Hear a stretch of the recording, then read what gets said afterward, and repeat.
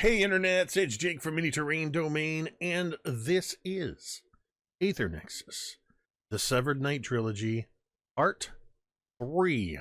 That's right, this is the finale of our Trilogy special presentation of Aether Nexus by Absolute Tabletop. This is a sponsored trilogy. It is an absolute honor to work with the guys from Absolute Tabletop.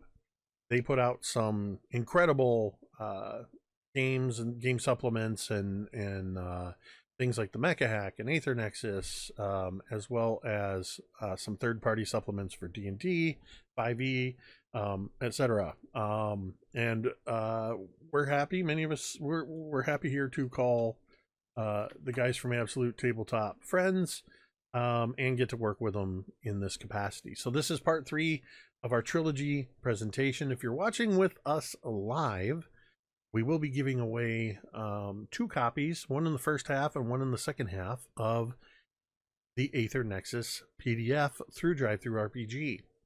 I've also just dropped a link into the chat. If you're not lucky enough to snag one of those copies for yourself, you can head to DriveThruRPG and pick one up. If you're watching with us later on VOD on YouTube, you can look down in the information bar below, and you will find that that link there as well. Huge shout out to everybody. Well, honestly, to the 5 people sitting around this virtual table with me. We've had a blast so far. Getting to really push these kin and radices to their limits, and we're pulling out all the stops today for one big final epic battle. Before we get started, just the usual couple quick announcements. We are all adults playing in a fantasy mecha role-playing game. You may hear adult language, graphic depictions of violence. Given the nature of Aether and the sort of cerebral mental effects of that, there are times where we may get into some intense psychological descriptions. If any of that is something that you are uncomfortable with or not sure about, feel free to sit this one out and take care of yourself. But do know that we have safety tools in place. We use a simple traffic light system to ensure that everybody at the table is safe.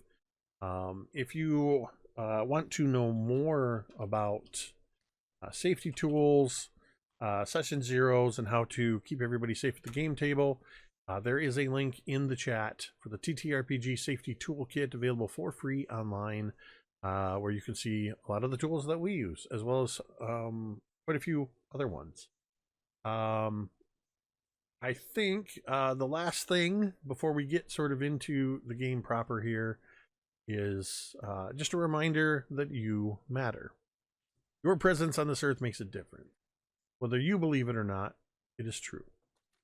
There are any number of reasons why you or somebody you know might be struggling, but one of those should not be that you are struggling to find the help that you need.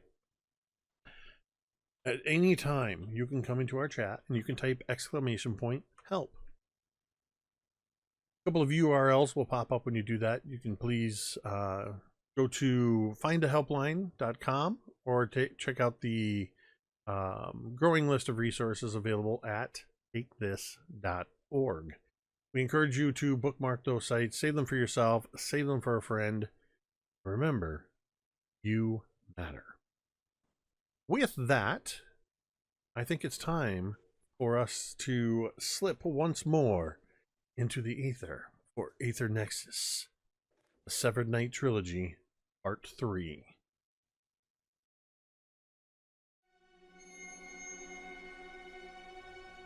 Tenets of the Aetheric Night. A knight serves first their oath, for Eskhara is her people.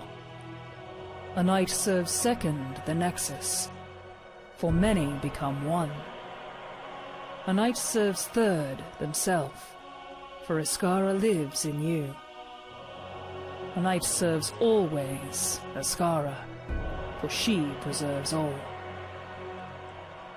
During the Hive Wars, the Aetheric Knights rose with their mighty apparatus to face the chittering legions of the Ogdra, insidious conquerors born of the Abyss.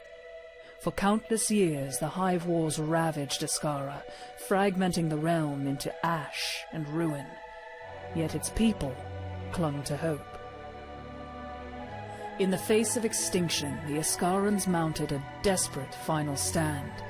Led by an elite nexus of knights known only as the Six, they drove the Ogdra back into the Abyss. But victory came at a cost. The founder of the Six fell in the final battle, their cauldron body dissipating into the ethereal. The severing of number one was felt throughout the Nexus, an unbearable moment of pain and fear. Then silence. Though hailed as heroes of the Hive Wars, the surviving members of the Six disbanded, retreating into a reluctant retirement and leaving the horrors of war behind. Until now. Whispers stir within the Aether, and an ominous force awakens, pulling them back into the shadows they vowed to leave behind. Destiny isn't done with the Six just yet.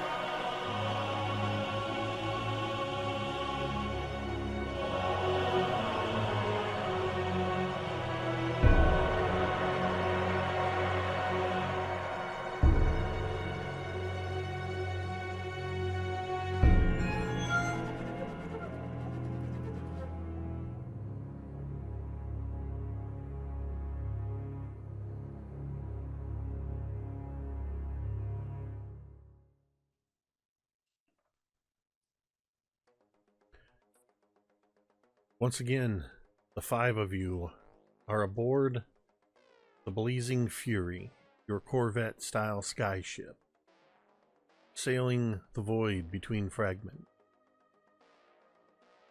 In the Raddus Bays, Admiral Grux is rushing down, which is saying a lot for his Buffarog turtle frame. But he's moving with a speed that he reserves for intense situations like this. Doing that thing where as he comes down the catwalk, he puts his hands on the railing, steps forward, and sort of slides down the rail. As he comes rushing up into your battle-weary group, where I believe we saw number 4, Humbit and Blinkfeed, Fiend, broken. Admiral Grux rushes up to all of you. What happened? What happened down there? And this is where I would like you to recap to Admiral Grux. Bring us all up to speed.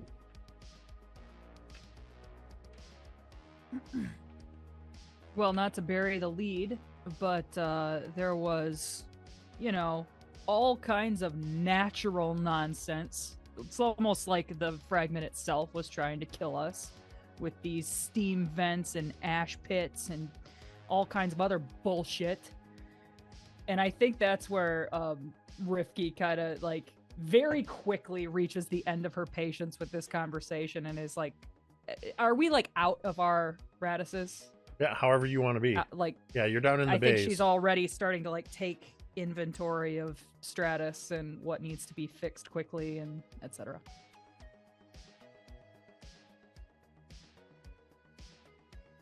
Yeah, or he's like, you know, ratcheting like some kind of one of the bolts or whatever on big guy, just fixing him up and like, don't forget about the magma worm, she says. Magma worm. He gets one of those little anime plus signs above his head, Yeah. like shocked. Boing.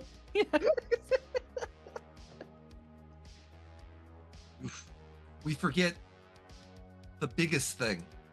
Number 1, Prime. Nearly It- killed. You see Rifty kind of like sigh. He's like, I don't think anybody forgot about that, Nyx. Don't think that was number 1. So, can we cover what happened with me? Because last I knew, I had like an energy sword sticking out of my chest, Yeah. and was like, The so You were I was down to broken, I was which- down to 0 energy. I was broken. Yep. So yes, I So all- assume the sword was drawn out of you, and Aegis left after. right, but that was dramatic. Yeah. On my part. So Initially, we thought that meant like Humbit was dead, but we Hmm. found out later that all that really meant was you can like instead of taking like 2 turns per action, you can take like 1. I mean, the So you're implications not, are like- still like crippled, kind the of. implications are still pretty dire. pretty intense. Mhm. Because the next step is Fallen, which has the potential for you to be lost. But yeah, I think if That's- anything, I would say that's probably up to you, number 4, to show your reaction, as everybody else is kind of not even mentioning your situation. I think like they're all out and about, and I'm still sitting in my cockpit, just kind of like away from it. I've run diagnostics, but like I'm just gonna sit here and like quietly meditate or something for a while, because it's messed me up. Not only physically, but like mentally, I'm not right now. Could I kind of play Ship Daddy away? Just to kind of be like, we need to get to here, we need to get there now, as soon as we can, chart a course, blah. Because I'd kind of like to catch up with Humbit, because Rifky's gone through a pretty intense mental thing during this fight as well, becoming severed and then coming back. I I was think gonna say, I would like to go see Humbit as well. I Please, think yeah. as you pull Grux aside, I think absolutely you kind of pull him away. You can see him kind of doing that thing where he's like, but I want to see what's happening here. And once you kind of speak in his terms, we need to get to Acades, we need to get to this part, we need to go now. He kind of gives one last look, and then immediately you see he pulls out this communication device, starts barking orders to the crew as he heads to the bridge. Once he takes a few steps away, he stops looking back. He's fully in charge of the ship, and in fact, it's only a few moments later, and you can feel the blazing fury as it gives that characteristic sort of shudder of a course correction. You can feel the slight tilt, and then as the speed kicks in a little bit, and it's just your Nexus in the Radis Bays. I would like to kind of catch Kin rather, and just say, like, I'm worried about Humbit, and kind of nod up at Humbit's Radis. I know. Just give me a moment. And I have a question for you, Jake. Hi. I have the boon called Memento Mori, which on an activation, I can choose a broken or severed knight. And that a severed knight can upgrade their Nexus die and is no longer severed, or a broken knight can regain 1d6 energy and is no longer broken. And then I have to roll any die. If it's evens, nothing happens. If it's odds, my Nexus die downgrades and I become shaken. Yeah, 100%. Could I do that right now? 100%. Just what is Cool. that? What does that look like? So, I think what happens is when Kin tells Rifki to kind of just stand back and that Kin will go up to Humbit first, her hand kind of comes out and you can just hear Marana coming towards her. And with just a hand that comes down, Kin kind of steps into Marana's hand, and Marana lifts Kin up to like the cockpit of Blink Fiend. And I think Kin just says, just stay calm, old friend. We will get through this together. And I think this tealish, greenish blue energy just comes from Marana and just covers Blink Fiend and Humbit almost like a warm blanket that's like fresh out of a dryer. That's an awesome analogy, dude. And you regain 1d6 energy and you're no longer broken. Now I have to roll it. We're just gonna do a d4. And that is a 2. Nothing happens. Sweet. I think that Love as this nothing. passes over me, you hear just like that cliche from every movie you've ever seen. I just kind of like, I'm in this stupor, and all of a sudden I just and I bolt upright in my chair. And I'll look at you, and just like I hold eye contact for a good 2, 3, 4 seconds, and I just like nod, and like you can kind of see my eyes, kind of like the life kind of comes back into my eyes, but I like hold up my hand and I'm just like in a kind of give me a minute kind of motion, but then I just like again make direct eye contact and just nod. I would like you would know that that's the closest I can get to thank you. Mm-hmm. I would like to do something now that is not an Aether Nexus mechanic, but it's a MTD Jake mechanic. There's a 25% chance of a I'll call it a trauma, I guess, tied to what happened to you on the battlefield, Humbit. So the way this works, you roll a D100, then I will roll a D100 on screen, and if you are within, we'll call it 24%, if you're within 12 of either side of that, it happened. Roll a D100. 78. All right, so if I roll a 90, or between a 90 and a 3? 64. Wait, no. 4. No, 66. 66, yeah. Yeah. 21. You do not have a Aether trauma. Sweet, that's my lucky number. Yay! I like that. No PTSD for you. Yeah. Congratulations. Well, you don't have any seer designated PTSD. You can have whatever PTSD you want. Great. Feel free to help yourself to some PTSD, but not if you don't feel like it. God. When Kin comes down out of Blink Fiend, I would kind of just ask, like, are they gonna be okay? I think it takes Kin a minute as Marana is setting her down and Marana's going back to her bay. She just looks at Rifki and places a hand on her shoulder and gently squeezes it. They'll be fine.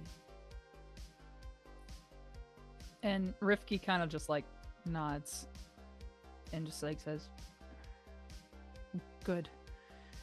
And then goes kind of over back towards Stratus and just kind of again giving Stratus the once over. And I imagine she notices that like Stratus has kind of a pretty deep like ding. It's not really a ding, it's like a slash And again, underneath the blue speckled with green, you see this old red paint. It almost looks like Stratus itself is like wounded.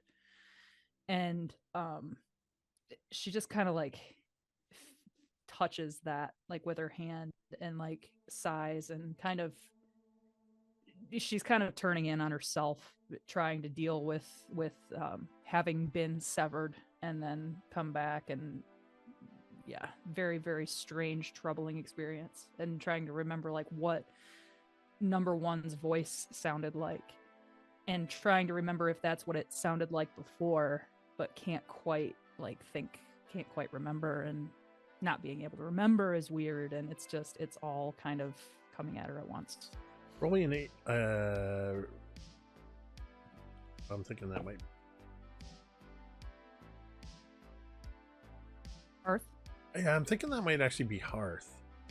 I was gonna Okay. say roll Aether, but I think it's less knowledge and it's. Yeah, let's make a Hearth check. We don't do a lot of Hearth. I succeeded. Okay. Couple things happen with that success is it's less about gaining anything other than it is about maintaining yourself when you're spotting that big rift in Stratus's paint where the Edict Eternal paint job shows through. It prevents you from that going down that rabbit hole of a past and having to relive certain memories. And it does the same thing for preventing you what you've learned to sort of suppress or cope with the Edict Eternal memories. Prevent you from spiraling as you try to recall things about number one, or as they called themselves in your last meeting, Absolute Zero. Oh my god, I forgot about that. That's so bitchin'. Okay. Yeah. So I think Rifki's just spending some time with Stratus and just kind of like sighs and goes to a little locker, gets the pot of paint out, which isn't even like, she doesn't even have to like put the lid on it. She like touches him up so often. And she starts painting over the red again.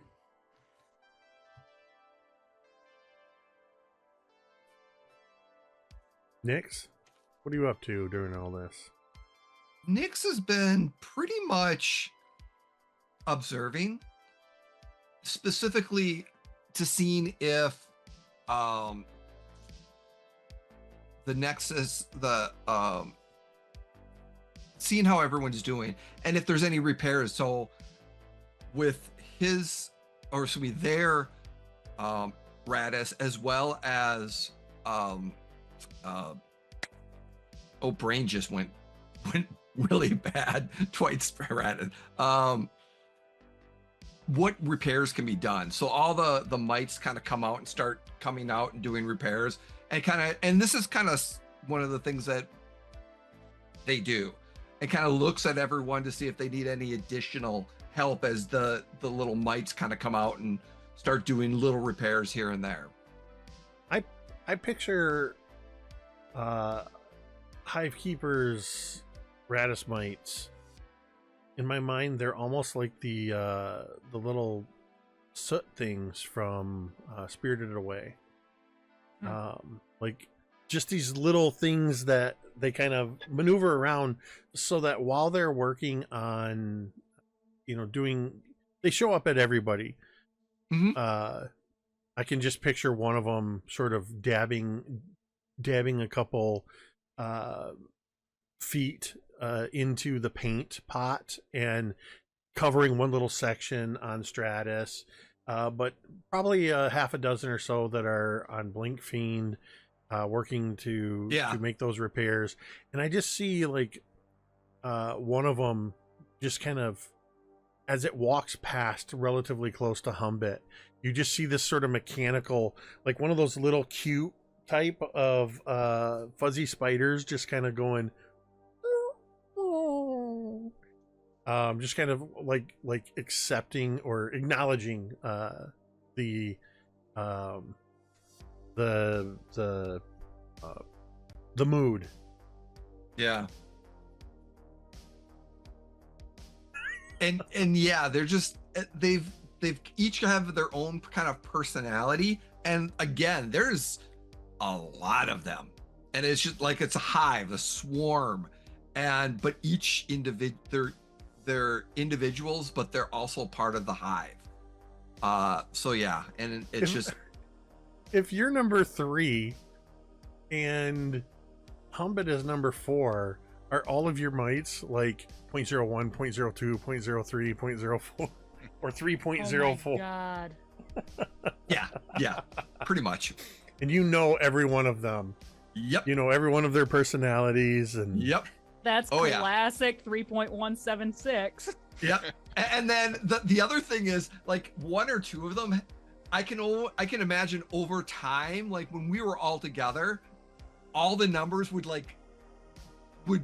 have their favorite one, which they would like specialty like mark them in a way, like with a little paint or with something else, you know, a little sticker or something like that over the course of the years that we worked together. And they're all, and those are the ones that kind of gravitate to each of those numbers.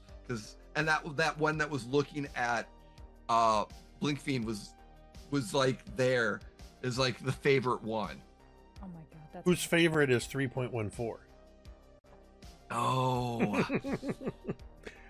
3.14 has infinitely many favorites. Yes. There we go. There's the math.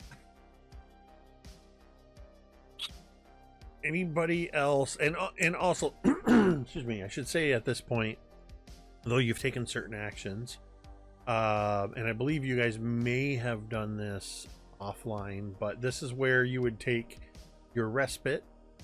So respite, as a reminder, in Aether Nexus, it's the downtime that you get when you're in a safe location, such as your skyship or a base or whatever.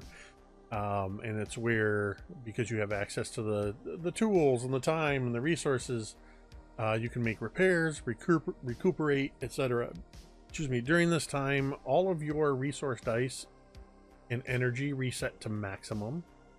You can remove all conditions, and you can choose a single respite activity from the activity table and gain its benefits, including, of course, training to gain a new boon, forge to gain a new weapon or shield or add a quality, or tinker to choose an augment or unlock a second ability, or dream, which allows you to add +1 to an aspect, or bond, which gives you +1 energy in addition to another respite activity. And each of these has armor points, which are kind of like experience points that you can spend to make these upgrades. I know you guys all know that, but for the audience sake. So if you need to take any additional respite activities, you can do those now. Is there anything else anybody wants to do as far as everything? I mean, you can strategize here.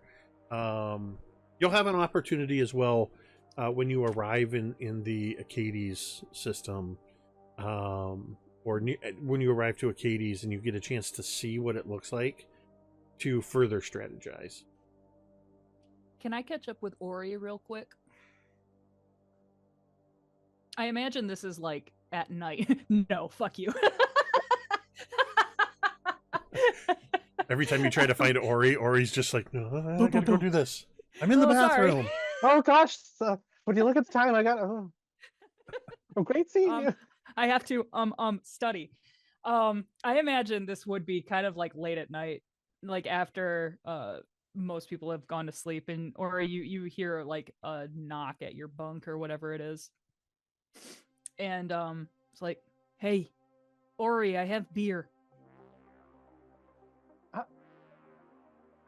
She like stifles a bit of a giggle, like a confused chuckle. Like, come in. You realize that Rifki like kind of wants to talk and kind of has something to get off her chest, but like she's not really super good at like explaining that. So this is just like an offering kind of. And she comes in and she has like a keg like a little mini keg under her arm, and Oh, she jeez, goes, you weren't lying. Oh. and she says, "I made this myself," and she actually did, Oh. and it was like from where she used to work for the couple of years, and she would have 2 mugs, and she would give you one first, and then grab one for herself. And What is the beer called? That's very important. oh my god, I would say,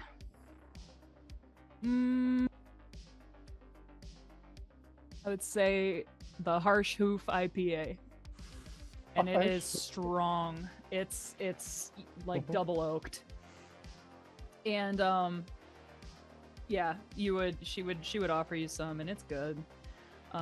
If you drink it, I don't know. Yeah, no, she would have a. I think she smells. Well, it's strong, and takes a. She's just takes a kinda like sip and... smiling a little bit pridefully, but then just kind of like staring down into her own, and she's taken like a sip but isn't really drinking it. Like, this isn't the point of her being here. And she was just she'll say that. Ori will be like, "You're not just here to share beer with me, are you?" No. You've got that look on your face. I wish you... Do you think number 1 is like gone? You know, I mean, I know like, the way they sounded. I don't know. It made me nervous, and I mean, if I don't understand why, if they were severed, they wouldn't like try to get back. I mean, I wanted to get back, like, more than anything. It was like I couldn't breathe. I don't know how you would go on that way. Listen, I was scared for you too, and you got severed back there. I'm glad it was just a little bit of a fritz, but oh, I can't imagine have... being that way for years, you know? I don't understand. I have no words for what's going on. I know you come to me because I'm the bookish smartass of the group, but I don't have the answer for you this time. I'm sorry. And Rifki looks disappointed. Not like angry at you or anything, but she had assumed you would have an answer, because exactly that. You're the bookie one. And she would just kind of shrug and just be like, well, I guess we'll just have to ask him when we find him. Yeah. I don't know how much he's gonna want to talk, seeing as what he did to Humbit.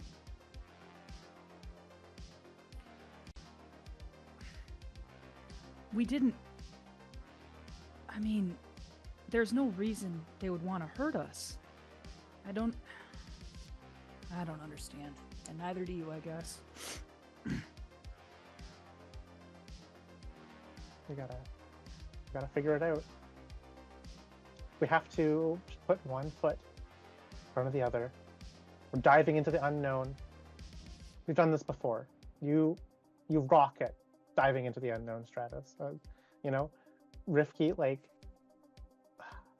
something I pride you on is just charging in there. Yeah. This is what we have to do again. We don't have any answers at this point. Just more questions. We learn one thing and it gets more and more confusing. It called itself Absolute Zero. I'm concerned, to say the least. And Rifki would just say, like, so am I. And then she'd kind of shrug and look back at her beer and just hold it up and be like, well, to the unknown. To the unknown. She cheers reluctant, like the weird, awkward cheers. Oh, yeah. And you would see Rifki would pound this drink, which is, I mean, it could frickin' eat the paint off the floor. And like, but she just boom and be like, Well, Looks night, at you and Ori. a little bit off from that. I'm like, what? and then she would kind of like take your time, and then she would like pat the keg and leave the rest of it with you. Just about before you leave, suddenly 3.14666 Mike comes in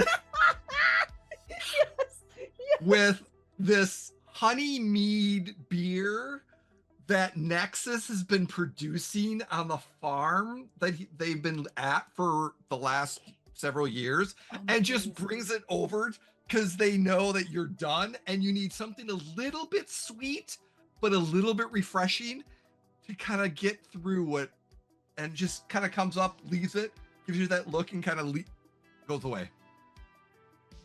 And Rifki would kind of like, as she's like heading out the door, she would kind of laugh, and she would take a little bit into her mug, and she would just kind of like shake her head and be like, I really missed you guys. And then she would leave. As you leave, Ori like pokes her head out the door of her bunk room and says to you, try to get some sleep. And she would like tap the edge of her mug and pound it again. Then wave. A somber smile washes over Ori's face as she returns back to her room. She's concerned about what's happening. She's concerned about her companions here. They've all gone through so much. It's been a long time since she's seen them, yet still she cares all for them so much, even still. She sits down, kind of thumbing at the spout of the keg. She's kind of debating if she should have another little bit. It was way too strong for her, but she pours herself a bit in the bottom of her mug. She swirls it, looking down into it, to the unknown, and takes another drink. And I imagine this brew not only is very strong in alcohol, but it has some kind of like tough to define like psychedelic quality to it as well. So you're gonna sleep well. You might have a nightmare or two, but depends on your emotional state. I'm sure you're fine. Speaking of sleeping, how does Humbit sleep? Curled up in Blink Fiend's cockpit. Let me rephrase that. Not literally how do you sleep. I was more implying like, what is Humbit's night like following the events of the day? Surprisingly, Humbit sleeps very, very well. I think there was a period, again, Humbit came down long enough to get something to eat. It would have acknowledged anybody that they passed, but wasn't really actively engaging in conversation or anything. Got something to eat, probably went to the gym and worked out for a little bit, however an axolotl needs to bench press or whatever. But crawls back up in the cockpit and then spends the next couple of hours again having completed diagnostics and repairs, got Blink Fiend up and running, spends several hours going through recordings, like data recordings of the fight, trying to figure out what happened, trying to find any type of hint, but that's just their sole focus is just searching for any type of information, and then does that until they fall asleep in the cockpit. And once they're out, they are out until morning. They don't toss, they don't turn. It's almost like they found some purpose, and their mind has settled into that, at least for the time being. So I like that. I would like you to roll me a hearth check real quick.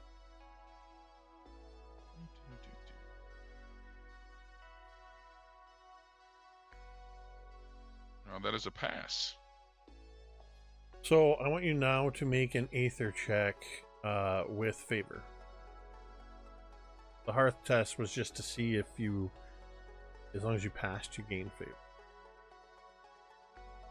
That is a 1. Which is a triumph. So, go ahead and roll on the triumph. And we've talked in the past about how the Triumph and Despair table is battle tuned. But what we've been doing is allowing it and then sort of holding the result until the next battle. That is going to be an 8. So this is sort of the result of the time you've spent reviewing the fight. I'm automatically you're getting favor on a test of your choice during the next battle because you've reviewed how Aegis specifically moves. You've reviewed what little bit you've seen and heard of now Absolute Zero. You gain favor, and then the Triumph gives you 1 free attack at your discretion.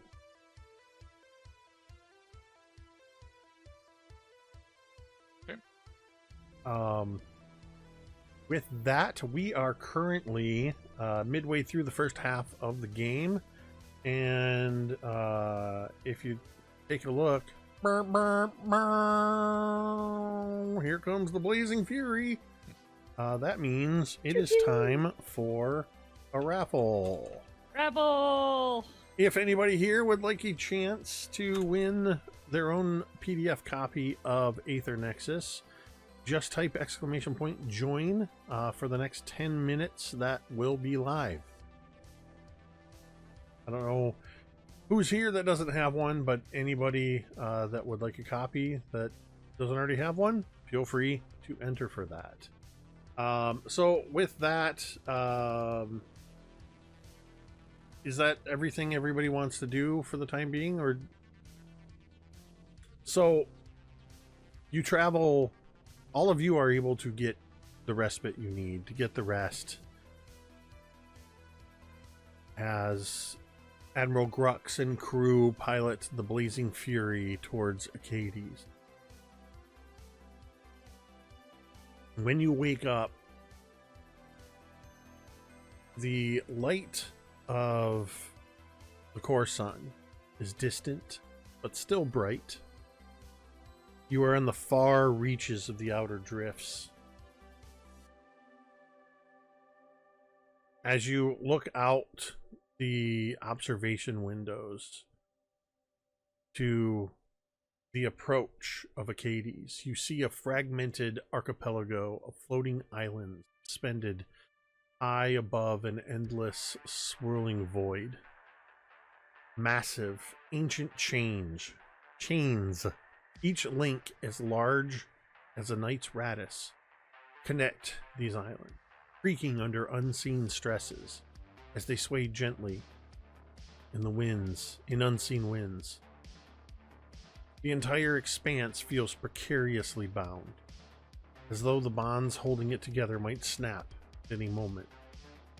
At the center of Acades looms the core, a vast and jagged plateau of rock and crumbling structures.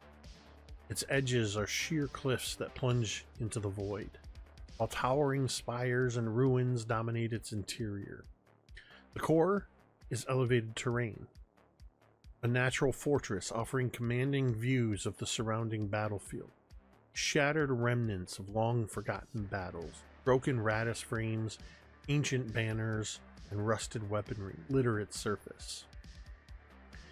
The ground trembles faintly, as though the island resists its captivity in the chain-bound web.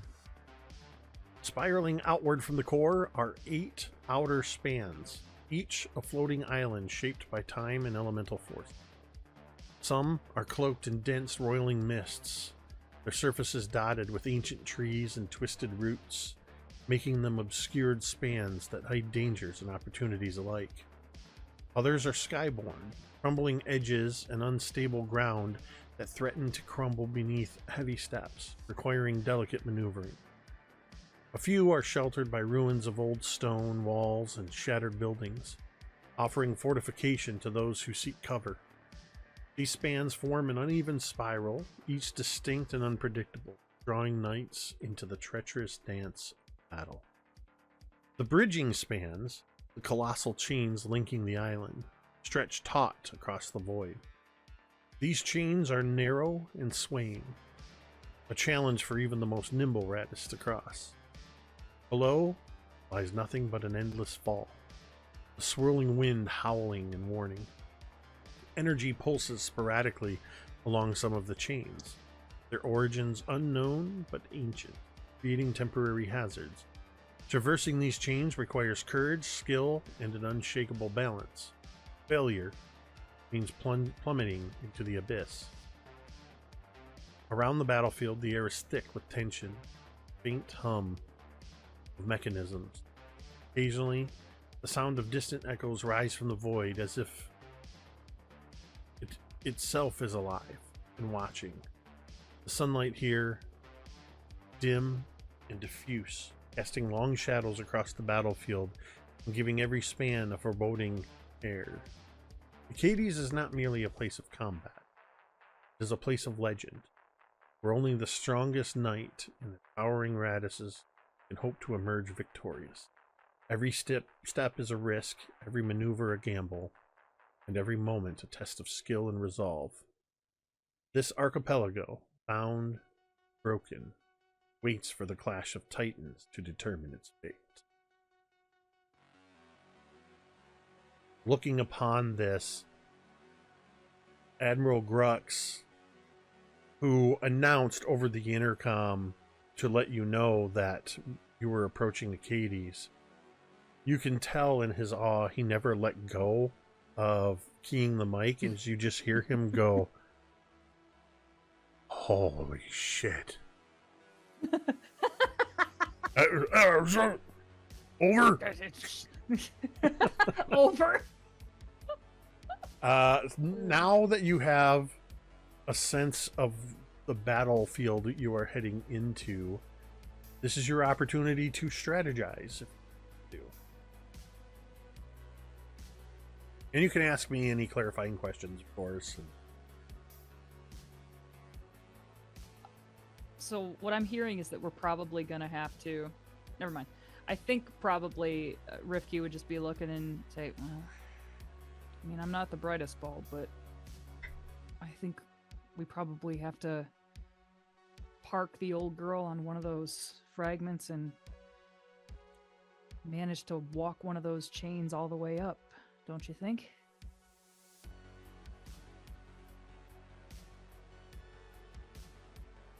God, Probably our that's best scary. Yeah. Well, Leaves us open. yeah, but we can't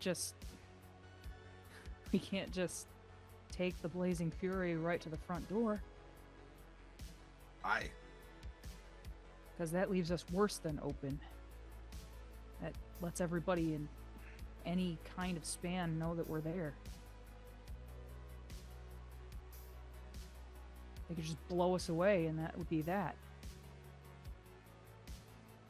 What if they have bigger weapons?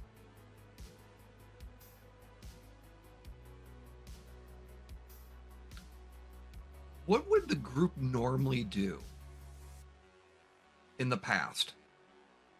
We would park it and then stealth up, wouldn't we? And we Yeah. have to deploy from a safe distance and then Yeah. Yeah. get there on foot. Yeah. Okay. Prime would know our tactics. Prime, or now Zero, would know how we think, react, how we work. That's a good point. Do the unexpected. We have Hibis, if my Nexus starts to pull you, you can resist it. That's how you were hurt before. Our Nexus activated, and former Prime knew that and anticipated. You don't have to come next, or you don't have to fly back next time. Any of you do. You still get benefits of, but don't, this will change former Prime's strategy, tactics. So, we can't do the expected. It's a good idea. You hear, again, from the cockpit of Blinkfiend, which is where I'm still sitting, but I'm maybe on the radio or whatever. But you'll hear through the microphone speaker system, just high orbit tactical insertion. Just fall out of the sky on top of them. No, that is definitely not what I would suggest. So maybe that's. I don't know if Big Guy can stick the landing. Not gonna lie. And then I think Rifki would get like a little smile on her face and just be like, I mean, I don't think he has to. He just has to survive the landing. Like a cannonball. There's one thing the Big Guy can do is shrug off anything. So you saw the mountain fall at him. He did. Okay. So I will say this about insertion. It's more narrative. Let me back up. Shut up. Shut up. Talk slower. I'm dodging a couple jokes. I gotta. It's like a Okay. minefield. Yep. I'll say this about your plan. Mostly this is narrative. It's essentially what you did in the last battle. You showed up and you basically 3-point hero landed. However, since you all are going to attempt to get the drop, I will allow on your deployment to test stone or flux. If you fail, then you are going to be what's the word? Not favored, hindered. Hindered. For your first actions, your first round, I guess. Okay. And there's the opportunity for triumph or despair in that test as well. Before you do that, so I gave you the narrative description, a little more bare bones. Is the core is a massive, sort of this very large piece in the middle, and it has all of these colossal chains that are tying all of these other fragments to it. Between the spiral arm fragments are additional chains. To traverse from one span to another, again with them sort of, they're not really adjacent to each other, but if you're on one of the sort of outer fragment pieces, you're adjacent obviously to the other two, and to the chains, but it requires traversing the chains themselves, which requires a test. And the chains have their own hazards involved. But essentially, because this fragment is a ruined battlefield, there's going to be, some of them have this mist that's obscuring it, so there's the obscured condition. You'll be able to gain fortification because of all of the fragmented walls and ruins and things like that. So use the battlefield to your advantage. I do want you all to test Aether, or you can test Hearth, because you're attempting to think how Absolute Zero would think previously. Want us to do that in right order now? to see if you can suss out where they are.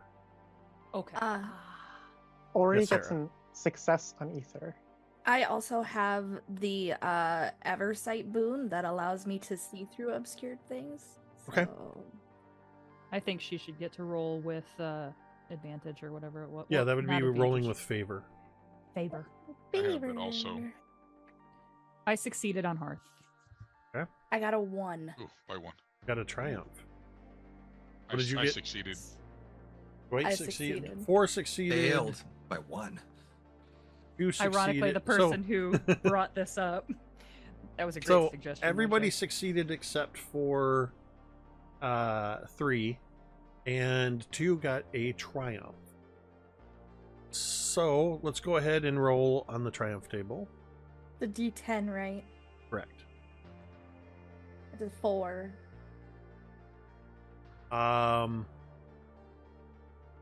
You will immediately use this knowledge that when you land, regardless of whether you pass or fail your stone or flux test for your deployment, you will immediately gain the fortified condition, or a fortified. I don't know if it's a condition. It's I think it is. Mm-hmm. is it a Very condition? nice. You'll You be are fortified fortified. nonetheless. I Yeah. am fortified. Yeah, which means you take half damage from ranged attacks, and it persists until turn.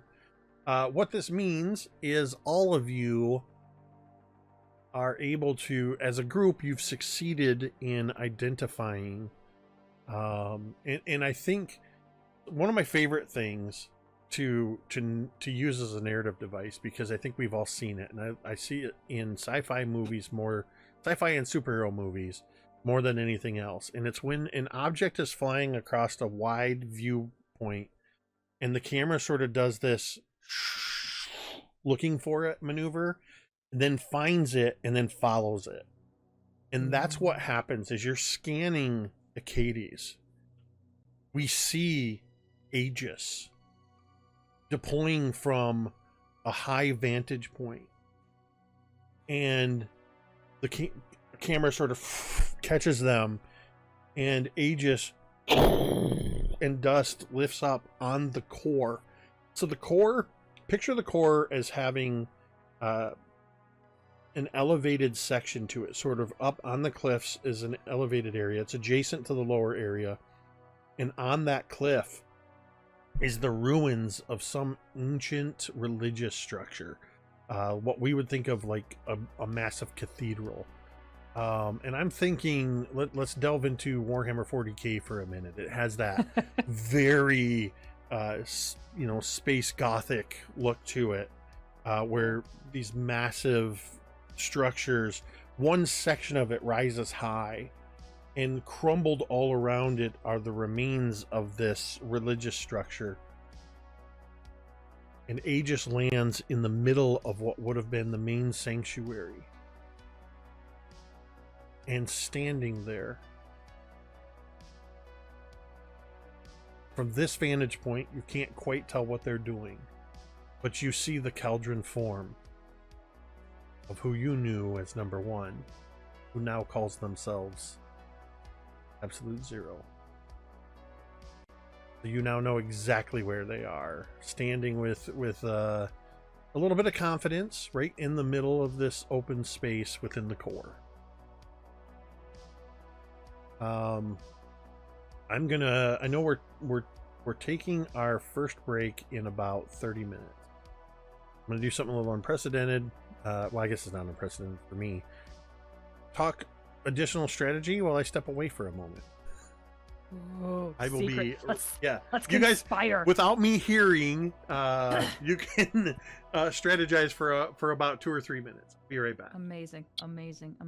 So, are we like dive bombing where we found Carmen Sandiego here? Like, Yeah, what if we just straight like to the core? just go boom, boom, boom, boom, boom, and Just surround surround the him. cathedral? Yeah, that's what I Yes. was thinking. 100%. And I Yeah. think we should really make an effort to like launch Big Guy into a place where he could like do some damage just on the way down. Mhm. I Well, like drop Okay, him so like are a we going in fucking guns cannonball. blazing here? We're going in guns blazing? We're not wanting to talk? I Like, That's a you gotta good know what he's point. up to, right? I don't Like, this think is, I don't think we this is should go in not a guns game. blazing. I do like my brain just went like movie narratively. We each drop as our numbers, so 2, 3, 4, 5, and 6, and we surround Power him. Rangers. Yeah. Exactly. Go Power Yeah. Rangers. 100%. I think it's And, weapons drawn, but not Weapons drawn, but blazing. not Yes. blazing. Yes. And I would be probably a span behind, like further Yeah. out, like Sure. providing Overwatch. Mhm. And I Yeah. almost think that there's actually some drop jets like that you can attach to your Apparatus Oh, that yeah. when you get down right before you drop, they activate. So it's not a crash, it's a and then boom. Oh, yeah. Oh, That's no, a big good guy just point. rolls up into a ball. I and was just Mm. gonna say, big Yeah. guy does not have Fucking that. traitor. I Boof. like And you, freaking like, Humbit throw and him out, Blink. like Simeon style. Humbit and Yeah. Blink Feet are making some kind of really philosophical point, and all of a sudden, then there's just boosh, and it's big I mean, guy. the game has Yes. the plummet condition, so I think it's intended that like we can fall, but Yeah. like and Jake's Mhm. already got the condition for if we don't fall gracefully. Yeah, I would be These could be like utilizing jump one-time use jets. jets. These could be like Yep. one-time use, like Oh yeah, You know, exactly. fall arresters, whatever, for Well, this that's- purpose. That's why, like, originally in I think our last game, I was gonna try and suggest one of our crew members was a quartermaster. Oh yeah. So we could like do it. That's perfect. All right, boss Can- man. I think can- we got a plan. Can Blink Fleam float or no? Oh yeah. I don't know if they float. They can. Well, yeah, because they can change. Oh no, I don't think that I don't think I took anything that allows them flight. So yeah, no, Necessarily. but it's not an aerial mech, no? But yeah, but can definitely move to. Mhm. Um, I was just imagining, like, if you want to provide Overwatch, but you'd be like above the cathedral. Yeah. I don't know. But if you can't float, then that's just a non-starter. So. Yep. I can fly. So I think I'm picturing like a buzz the tower and then land Oh. on my cool. behalf. well, if you're coming in last, yeah, then it's like Mhm, boom, boom, mhm. boom, boom, and then this like really dramatic fly across the top and then land. Yep. Hell Very yeah. alpha buff. Negative Ghost Rider, the pattern is Taking full. Oh, one additional thing as we're coming up with plan, Nix goes, if he fires upon us, do we fire back? I think you wait course. for our go ahead, don't you think? Oh, I'm not standing around to wait. If I'm getting shot at, I'm shooting back. Okay. We agree to. Okay. But I don't think that's what's going to happen. Mm. Riff We he kind want of nods and to is talk. hesitant. We want to talk. but we may not have the choice. Right. If he's going to do a monologue, we may as well listen. Thank you Yeah, for that, right. Sarah. I'm up. You're welcome. Monologue. Asterisk. I mean, I Gotta let can't him imagine- monologue. I can't imagine he'd want a monologue, but I mean, if he does, I mean, if he wants the monologue, I imagine he put a lot of effort into preparing it, He's especially in Mhm. front of a live audience like ourselves, and maybe even a few others feels that like are spectating. somebody might be paying him to say all these things, but you know. maybe. Asterisk. Always let your DM monologue. Oh, Don't cut off a monologue or suffer the consequences. as the Mhm. usual forever DM. Yes, please. Let me monologue. Let me monologue, please. Please. God. So, have you formulated your deployment plan? Mhm. I was gonna say, is everybody ready? And then Carrie immediately left. The one thing when we first jump out, I know I'm activating my glimmer barrier with the tower shield in front, so that if there is anything that does get shot at us, there will be a little bit of protection for the two people that are close by before we drop. So, and then Jake, I think we were talking about, are there potential we refer to them as jump down jets, like one use plummeting jets to kind of help soften that plummet that some of us may or may not want to strap on to the Apparatuses? To what end? Like to prevent yourself from crashing, or? Yeah, it's like so we're not plummeting to like cushion the landing. Yeah, I'm cushion not the landing so, just a little bit. Yeah, that's kind of what the test is, and that's what I came back to. I think Dwight kind of hit it on the head. Got it. I've set up a mechanical test to determine how this landing goes. There, interestingly, I don't see anywhere in the rules where they've clarified exactly how Radis deploy. And that they're Let's just assume it's the most badass way possible. yeah, I mean, Well, we're the 6. Like, come on. Yeah. You know. We are the 6. it's. I once produced a game that was described as a magical girl game. It was kind of in the spirit of like Sailor Moon and stuff like that. And the DM gave every character a narrative magical girl transformation is how it was described, which I think should happen in every D&D game, every role-playing game.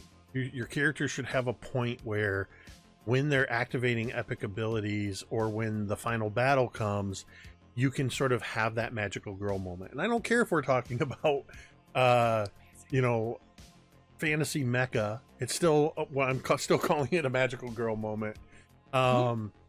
I imagine this is maybe one of the 6's many like signatures. Like a lot of like groups of Aetheric Knights have to land and then deploy.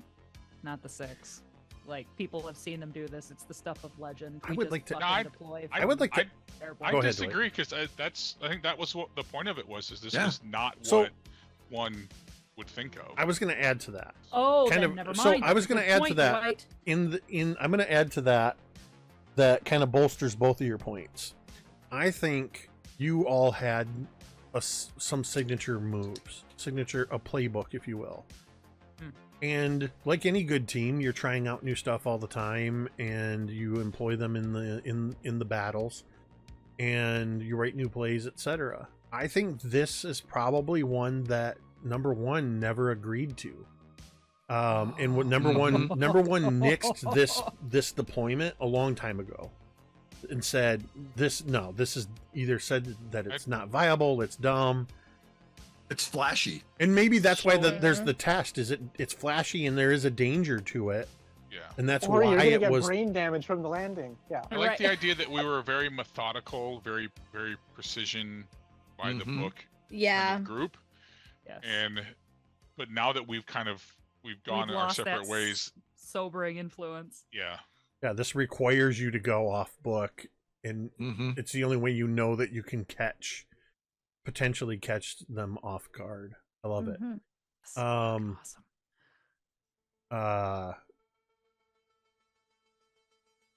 So with that, I think what I would like to have you do is I would like you each to test either stone or flux, whichever one you're going to use for your deployment. Okay. Let me know. Just keep in mind your pass or fail, but let's see if you have any triumphs or despairs. I got a 1. Hey, another triumph. What if I like get it on the nut? Like what does that mean? Roll under. You got to be under it. Yeah, you gotta be I under. have to be under. Fuck! I fail. Never use adult language, huh, Carrie? I was just waiting the whole game to catch you on that after you said that. I know. Yeah. Yeah. So, Damn it. the way we've been doing the triumph. Anybody else get a triumph or despair? Nope, I did. I don't know if you got mine or not. But No, I didn't. Which was it? Triumph. Okay, so both number 2 and number 4 roll d10s, and we'll stack up. We'll stack up 3. another one of these. We get a 6. So your Nexus die upgrades. Very nice. And a number Sweet. 3. You will get an extra action on your first turn. So using your success or failure and using your whether you got a triumph, the two that got triumphs, in whatever order you decided while I was stepped away for a moment, we are going to have our magical girl moment in the form of this deployment. Embellish it. This is going to take us into when the final Radis deploys. We'll go into our break and we'll come back with whatever's going to happen. Yeah. So this is your big narrative moment. Go ahead and activate your deployment, your off-book deployment plan. Scary. So I get to go first. Hooray!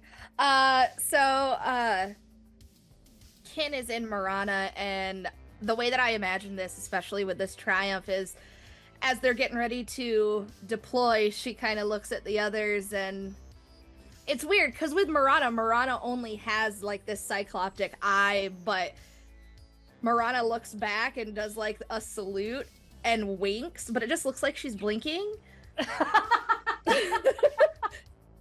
And then it's very much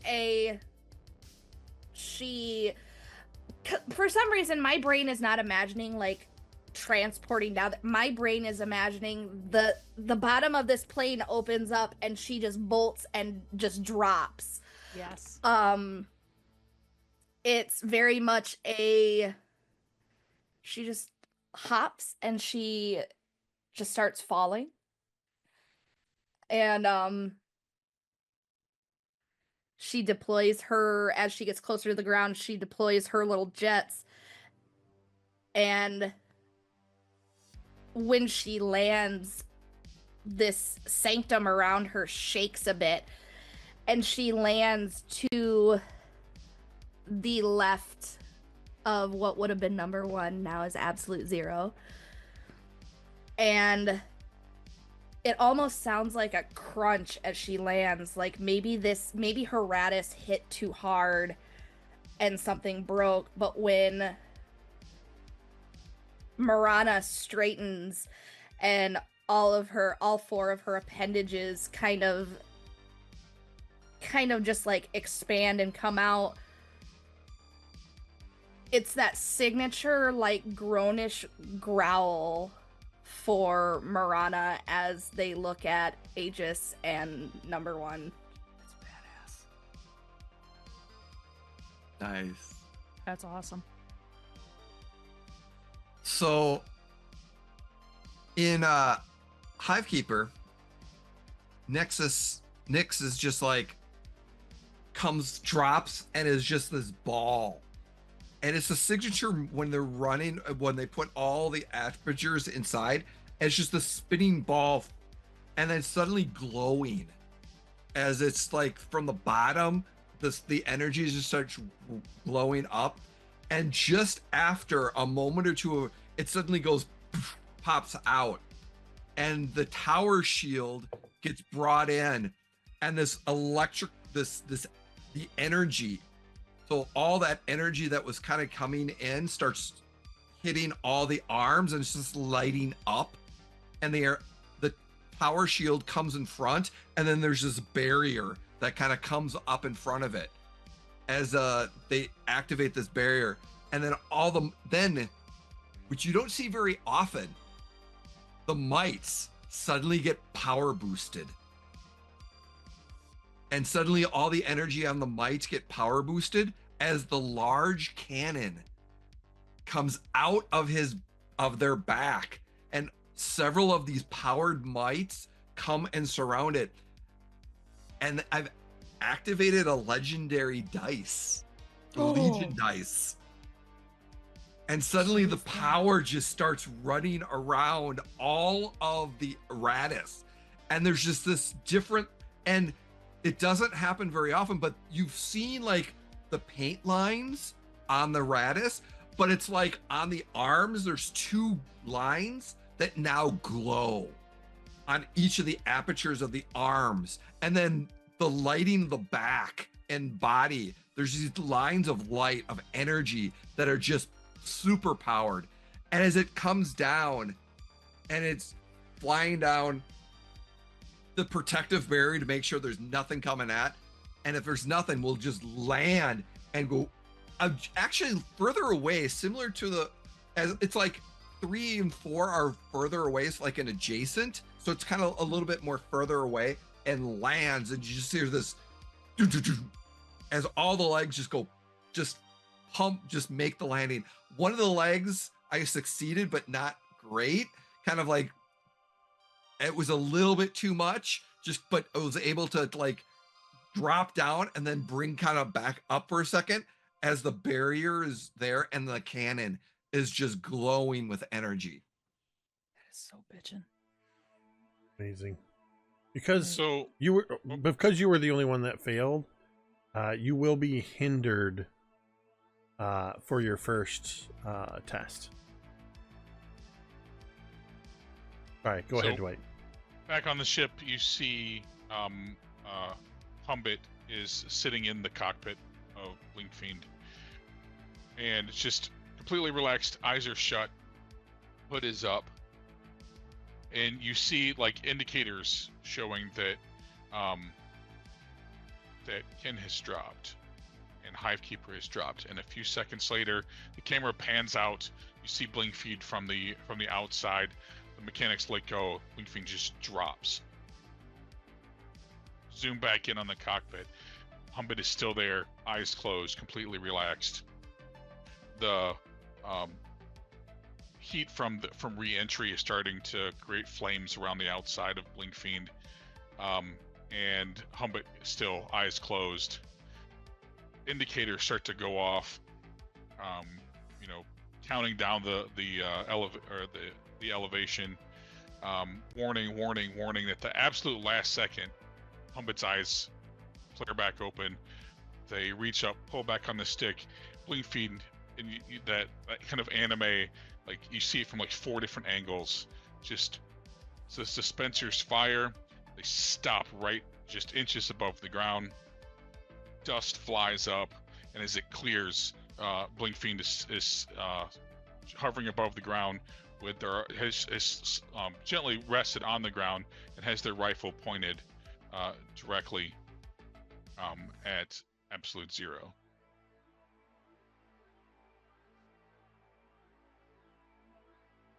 Inside Big Guy, Ori's the helm of Big Guy is open. She looks across at you, Rifki, into the unknown. The helm closed. She's in there. We see her like getting all the controls set up. I'm sorry, Big Guy. I hate to do this to you. I promise I'll treat you afterwards.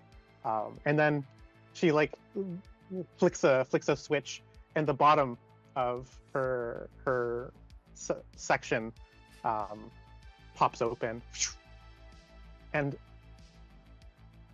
he's rolled up, similar to Hivekeeper, just like curled up in this ball, the cannonball. But there's no force field that activates to help shield the fall. There's no late-minute boosters to cushion it. No, Big Guy just plummets like a cannonball dropped from orbit, crashing through the several layers of this cathedral until Big Guy lands in this like giant dusty crater down in the main room with where Absolute Zero and Aegis are. And Big Guy crawls out of the crater that he made. Inside, Ori was like a little bit sweaty, just like, she's gone. I stuck the landing.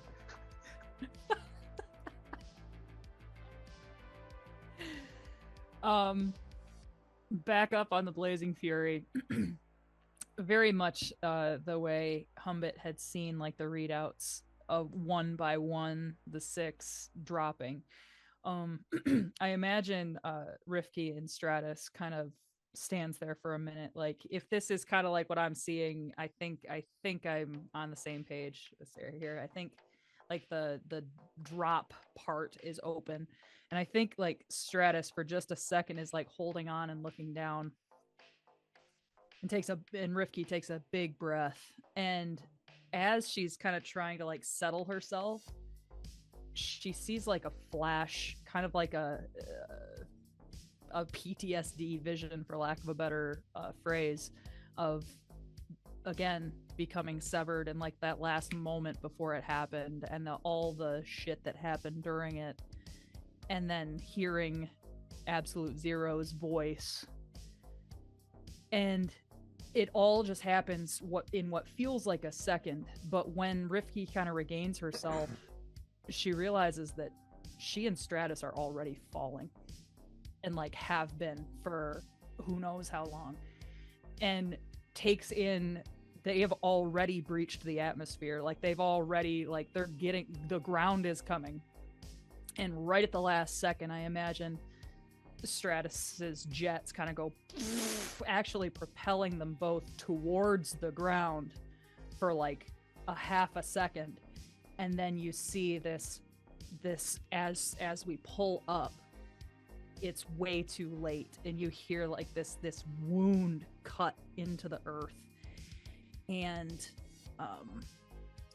finally it seems like Stratus regains itself, and they kind of take a lap around this cathedral and eventually just like burst through. Is there some kind of a window? This is a religious big facility. stained glass. Stained glass. Somehow, until this moment, completely unbroken. So I'm just gonna burst in through there, and for a half a second you see it frozen against the whatever sunlight is in here, just these shards of color. Slow motion. Exactly. And at the same time, you see that Stratus is worse for wear because of this kind of mistake on the drop-in, and that's how I'm narratively explaining my failure on the original thing, and why I have hindrance. And you see more red paint on Stratus than you have ever seen before. Kind of like almost a whole half of the body of this Stratus is scraped off and red now, as Stratus finally comes in for a landing. As each of you come in with these entrances, these deployments, there's sort of an anime replay of that moment happening now from Absolute Zero's perspective. And we see it with them sort of centered as we see the other 5 of you. Or we see that what we've seen early on, we saw the screen split into 6 sections, but now Absolute Zero is there in their appropriate spot as each of you land. And then the camera sort of pans around as we hear just the howling wind, the creaking of the chains. We hear the cloth of the clothing, and of course Absolute Zero in their night form wears a cape with a collar that comes up, and we just hear that sort of flapping in the wind for a moment, and then Absolute Zero speaks. The chains grow beneath the weight of this place, but not as loud as the weight of your lies. You call yourselves the 6? Still? Even now? As if I was never a part of you. As if my name, my place, my life, all of it, could be erased so easily. Tell me, does it make you feel whole? Does pretending I never existed make the cracks in your little group hurt less? I wonder if you even say it with a straight face. The 6. What a joke. Look around you. There are 5 of you. 5. and one ghost you can't outrun. That's what I am now, isn't it? A shadow of what was, haunting you from the corners of your guilt. I wonder which of you feels it most. Turns and looks at you, Nyx. The one who reached for me too late? And then looks over at Stratus and Rifki. Or the one who didn't reach at all? You left me. Don't deny it. Don't you dare. You left me to die in the void, and then you kept marching forward, pretending you were still whole. Weren't. You aren't. That hole you tried to ignore? That's me. That's the part you'll never get back. You can slap a name on yourselves, but you'll never be what you were. You will never be the Six again. But I am something new. Something forged in fire and frozen in hate. I am absolute zero. I am what remains when everything else is stripped away. You call yourselves the Six, clinging to the past like it's a banner you can still raise. But I know better. I see you for what you are. A broken relic of a broken bond. So here we are. Acades. The perfect place for us to finish what you started. You'll find no absolution here. No reunion. No redemption. Just the truth you've been running from. You were never the Six without me. After today, you won't even be 5. Come on, heroes. Let's see if you can live up to your lie one last time. Shing! And that's where we're going to take our break. Oh my god! Yes! Oh, I'm so happy with a monologue. That is metal as hell, dude. Thank you for letting me have a monologue. Great monologue, bro. It was beautiful. That was I loved it. When Perfect. you guys were joking about it earlier I wasn't on, joking. I was like, "This is exactly what I'm thinking in my head. Is No, please let me monologue." We all know. We all know. Yeah, you guys know. You guys know. All right, we're gonna go ahead and we are going to. Sorry, I just saw Baron's comment in the chat. That's exciting, and this guy's a dick. Yes. What a dick. What a dick.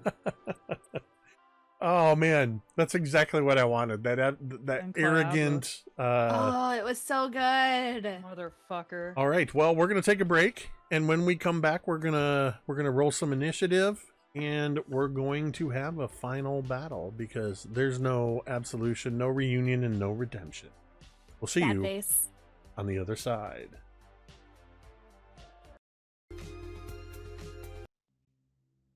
And we're back. And we're just about to roll some initiative. One little narrative piece I forgot to add as Absolute Zero has just given his monologue. And because I had narrated it when you spotted him, Aegis had flown down and was basically this bastion. Radis is standing behind him this whole time. Something you would notice is that the cockpit to Aegis is welded shut.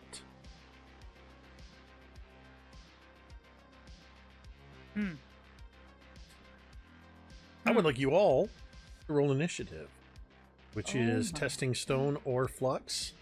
And we're going to go in numerical order and tell me whether you passed or succeeded.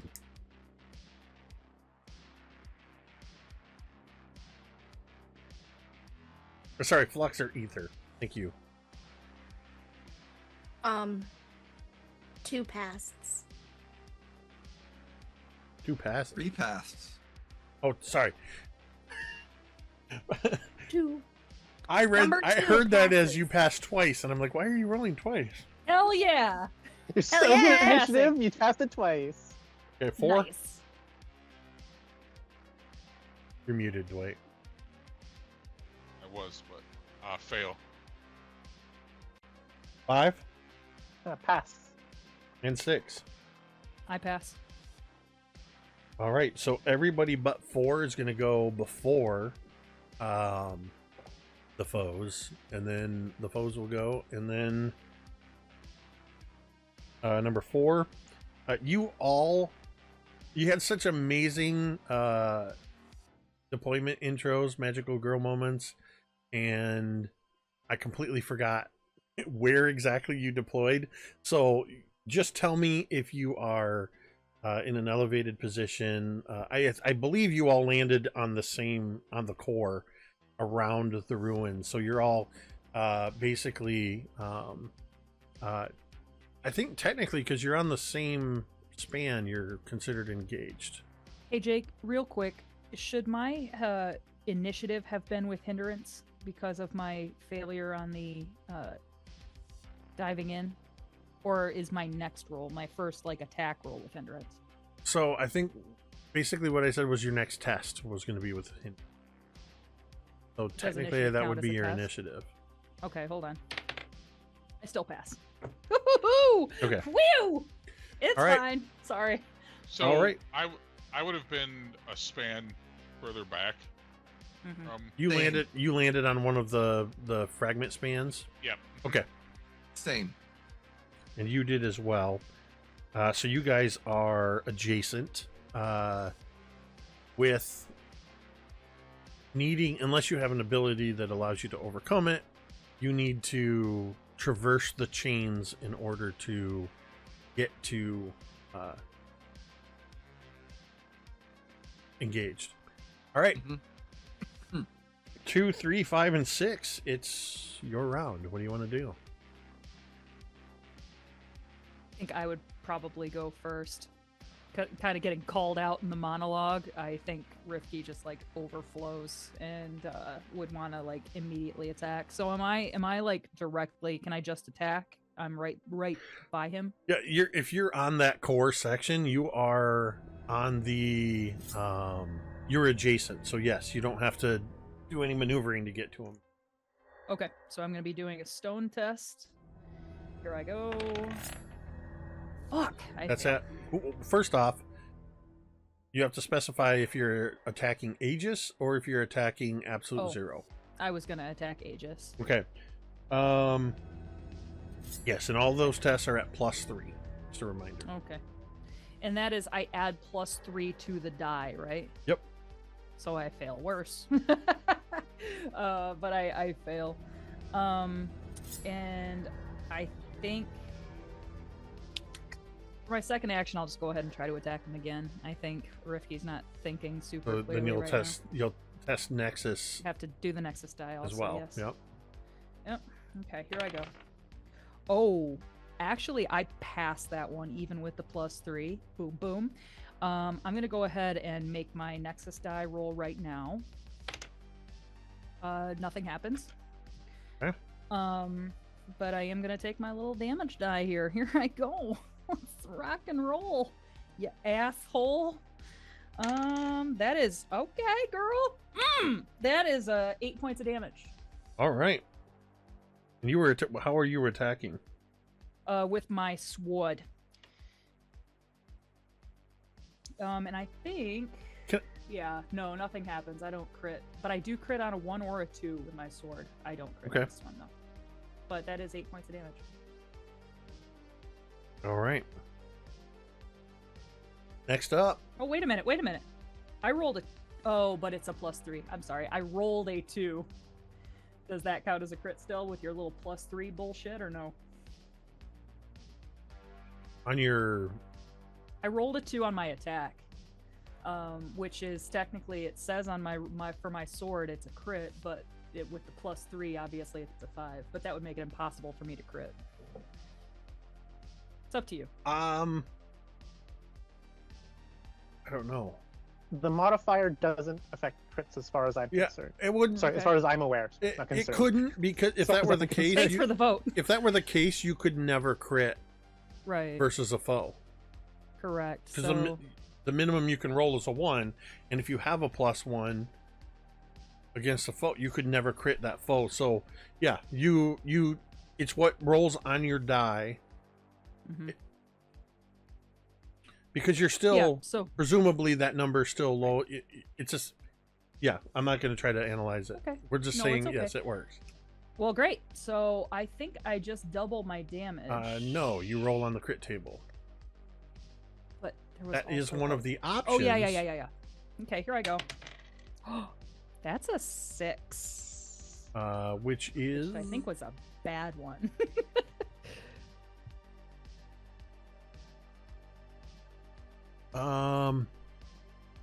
oh, That was so a and you bad were one. attacking Aegis. Aegis. So interesting. What page is this on the PDF? I'm trying to find it. It's on page right now. 15. Number 6 you. on critical damage is lose an augment until respite. Nice. You describe what this crit looks like in a way, and since you've basically disabled my activation of his augment, I'll tell you what it is and why you probably wanted to do this. Aegis has what's called a beast form. You would know that Aegis could transform into the equivalent of in the world of Aether Nexus. Basically, picture this bastion sort of going down onto all fours, slightly transforming and looking sort of like a mechanical rhinoceros. And when doing that, it has a lot more danger to it in terms of the damage it can do. So what does that look like when you completely disable this ability to do this? So I imagine Rifki and Stratus obviously just fly in, and you hear this like mechanical scream that you know is Rifki being like screaming on the inside of Stratus, and it coming out kind of the way big guy's voice gets augmented. I think she flies in there, lands a just devastating stab on Aegis, and then like turns the blade at the last second, which like mechanically like jams up this like transformation that's possibly happening, like bends apart the wrong way so it can't like transform. I think that's probably what has happened here. And then Stratus kind of with the momentum just keeps going and goes to the other side and is probably now behind Aegis. Amazing. And you can see as this happens, you see that the reaction of Aegis is almost to reflexively try to transform, and you can see some of these plates kind of grinding themselves as it's like and you see the form of Aegis. If a Bastion Radis could look angry and frustrated, that's the emotion that's communicated from this frame. Perfect. Next up, Nixus is gonna go, and being adjacent, normally the reason why he's adjacent, he gets his maneuver, his special maneuver about moving forward and rooting. He's threw that playbook out, and suddenly all you see is the cannon on his back. He lowers the tower shield, and you just see this energy just amplifying, and suddenly the shot just shoots right at Aegis and just misses Aegis. As a quick second, as Rifki kind of like moved in, he's like, oh shit, and just kind of turned it over. So I missed my shot with my flux. Yeah, because it would have been. But I'm using my next action as an aid for big guy. As I'm looking at this shot as like, hey, this is gives big guy the opening they need. So my next action is going to be aid big guy, and I'm going to be done. And aid gives them favor on their next action Yes, until the dude, end yes. of the round. As your shot passes over Absolute Zero and past Bastion, we just see this shot of Absolute Zero standing there. As a Cauldron, their physical form is tied to the ether, and they sort of, what would be hair, it's almost like comprised of ether that looks like it's sort of swaying in the breeze, and that ether just sort of, and a few wisps dissipate. But otherwise, Absolute Zero doesn't even flinch at your shot. And the thing about this shot, as it misses, I see that it like hits one of the structures behind it, and all you see is this circle where it is, because I just did this cannon just goes right through it and just continues on. This very, very powerful cannon. Just as he's standing there unflinching, behind him we just hear that crumbling of one of the sections of wall nearby. Mm-hmm. Remember to specify at if you're attacking Aegis or Absolute Zero, because the numbers Aegis, are yes. different for each. It's plus yeah, 3 so if you attack. I was attacking Aegis, yes. It's Mhm. plus 3 if you're attacking Absolute Zero. It's different if you're attacking Aegis. What is the plus for Aegis then? 3? I'm just a little guy. It's plus 0 versus Flux. Oh, versus Flux? Okay. Yeah. Yeah. All right. Plus 1 for Stone. Okay, got it. All right. Yeah, I rolled bad. I believe that leaves Big Guy. Yeah, big guy. So I imagine like And- part of the wall that crumbles down from your rupture shot, like collapses a bit onto the one to the shoulders of big guy, and he just like brushes it off, knocking aside them stones. And Ori sees this opening that you've made. She's like, "All right, come on, big guy, one last job. You can do this. I believe in you." And big guy will lumber forward, lunging out of the crater hole that he made, and charging Aegis with clawed fury with these massive swipes, hoping to pin Aegis down, like just really enter this grapple, make sure that Aegis can't engage with the more nimble radices like Stratus, or even the ones that are in the distance. So yeah, I'm gonna go in with these massive melee attacks against Stone, I imagine. So I have aid on all of my rolls, or just the first one I make? It says, for aid, grant another knight favor on a test before your next turn. Okay, so I get one. On Okay, a test, so on the first test. Okay, Mhm. perfect. Yeah, so my first attack will be made with favor. So I'm attacking versus Stone. You said that's the plus 1. Plus 1 On my versus rolls? Stone for Aegis, yes. Okay, so it's going to be a success. I got my second attack. It's also going to be that plus 1. That's another success. So that's 2 hits. The first hit is going to deal 7. The second hit is dealing 9. And I think that she's just going to go again, roll that Nexus die, and do another surge of attacks, just laying into Aegis. So my Nexus die is going to be a 1, so it breaks down to a D4. Youch. Okay. It's going to be a failure on one of the attacks, and then a success. So it's going to be 1 more hit. So my D4 is smaller now. That's going to be a Nexus Surge. Oh no. Okay, so that's 7 damage and a Nexus Surge, which means the Nexus die breaks. I have no more Nexus die now. My Nexus Surge is each knight is fortified until the end of their next turn, and you also will deal bonus damage equal to your armor die on your next attack. Everyone gets bonus damage on your next attack equal to your armor die, as well as being fortified.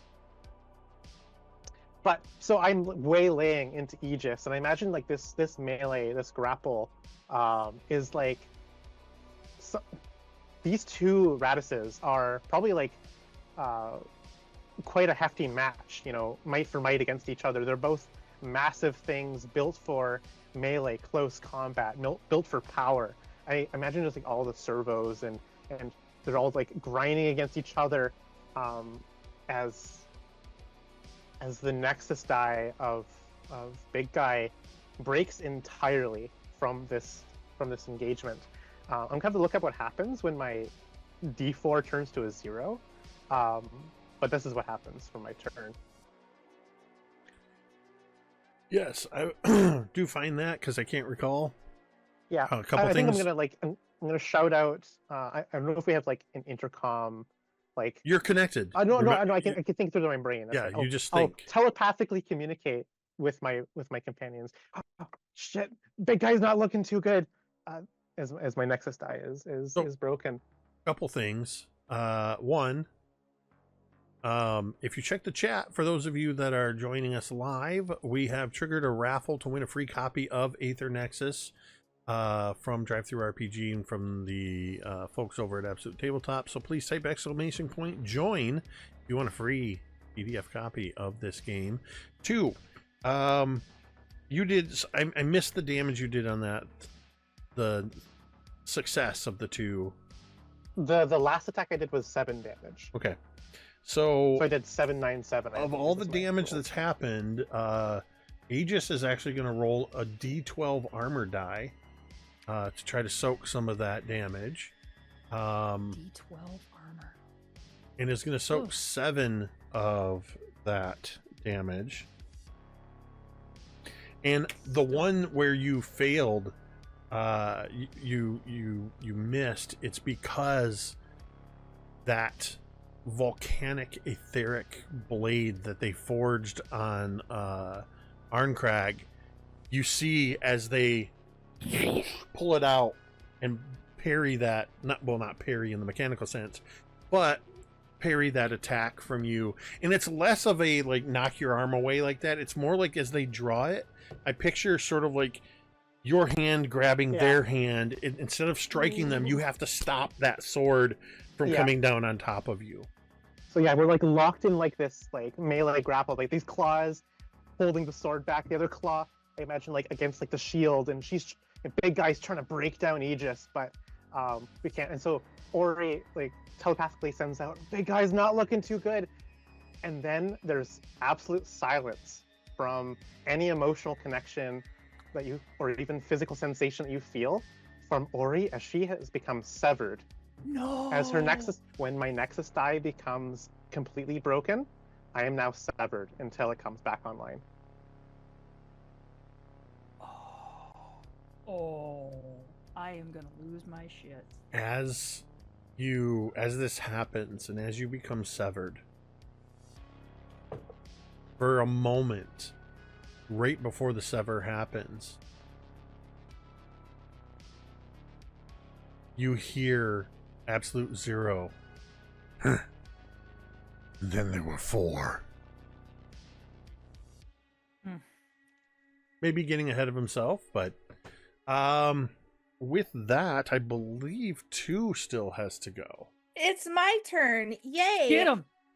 So the first thing that I'm going to do is when I realize that Ori or number 5 is severed, and she hears Absolute Zero go, now there were 4, you're going to hear through Marana just Kin rarely ever laughs, but you actually hear her laugh as, very much like with Humbit, Marana's hand comes out, and with my free action, I am going to activate my boon Memento Mori, and a severed knight upgrades their Nexus die and is no longer severed.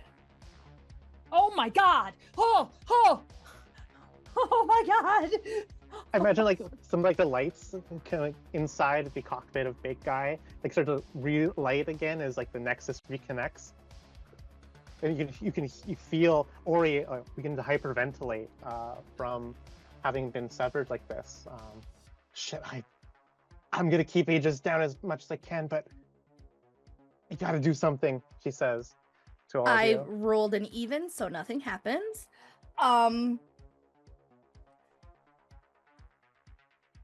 That was your free action. That was my free action. Jesus Christ. So Get him. I'm gonna get him. I have a question. When it comes to,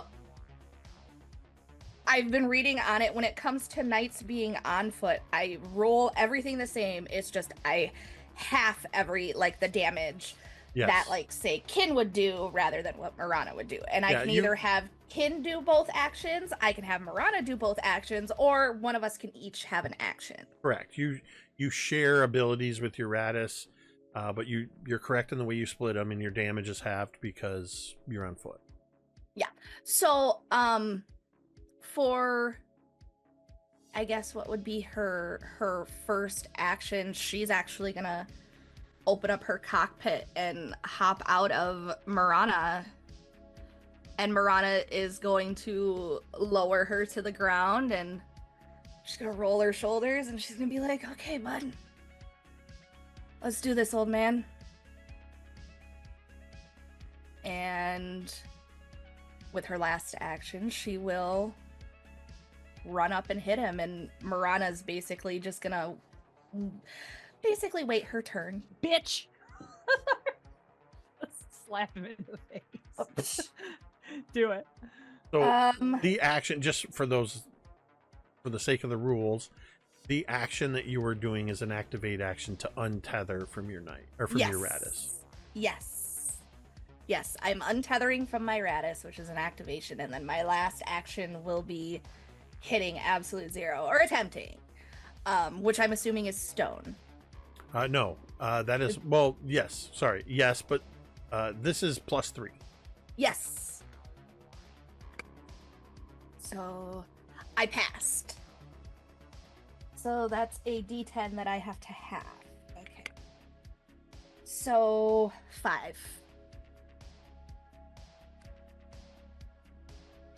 Um, 5 damage that you've done Yes. to absolute zero. Zero. So what did you hit him with? She has just these kind of like Marana has sickles, she has her own, and it's very much just, I imagine it kind of I don't know why I'm thinking Assassin's Creed with it. Yes. on. Yes. Nice, I love it. So And that's it.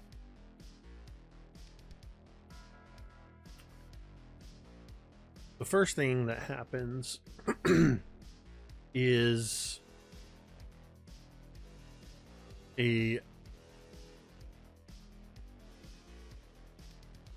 stratagem is activated. That's something you do not have access to. Only nemesis foes have access to. For the duration of this combat, as in that same moment that number 5 that you re-tether after that momentary severing, something's wrong, and you all begin to feel it. As imagine the connection. Let's go with this visual we've had of sort of the screen split into 5 parts, where we can see you all very, very Mighty Morphin Power Rangers. But now at the edges of those, there's this sort of black and teal green corruption. The Nexus, your Nexus, is corrupted, and any Nexus die downgrades on a 1, a 2, or a max for the duration of the combat. As Absolute Zero uses an activation for this stratagem to corrupt Nexus. As an elite foe, yeah, that That's a basically means you problem. have to roll a 3 to survive a Nexus or That's a succeed a Nexus problem. test on a D4. Yeah. Oh my God. So as an elite foe, Absolute Zero also gets 2 strikes in addition to an action. And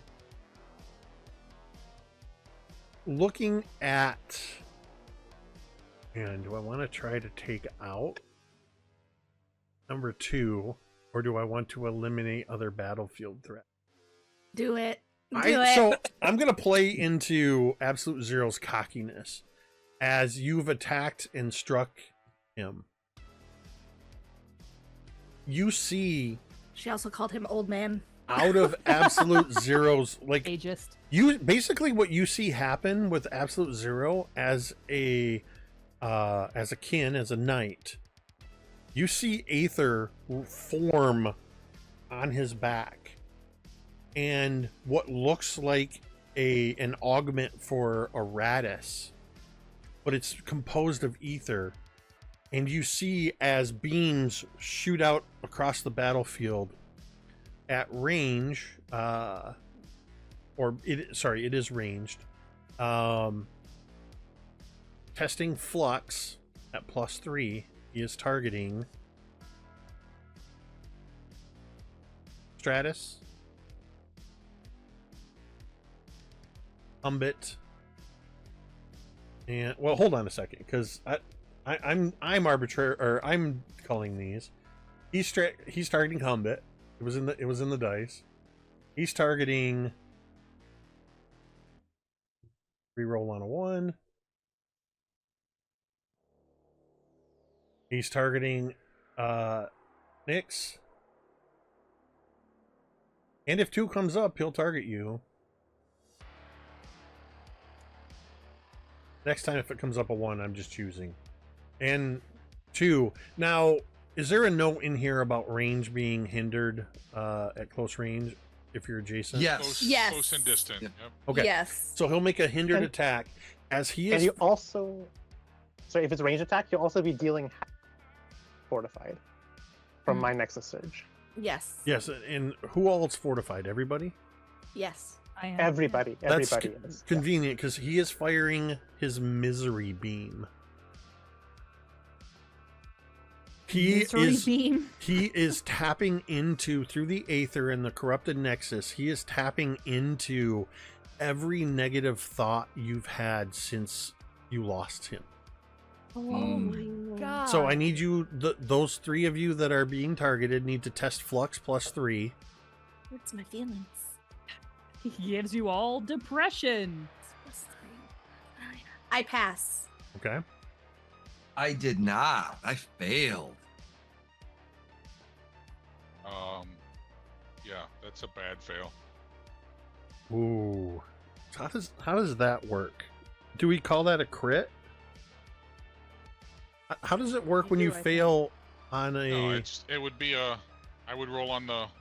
Oh yeah, you roll despair on the despair Crit. table. Yeah. So let's see what your despair is.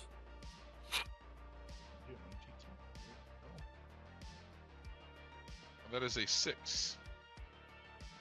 You downgrade your Nexus die. Oh, okay. It's a wash.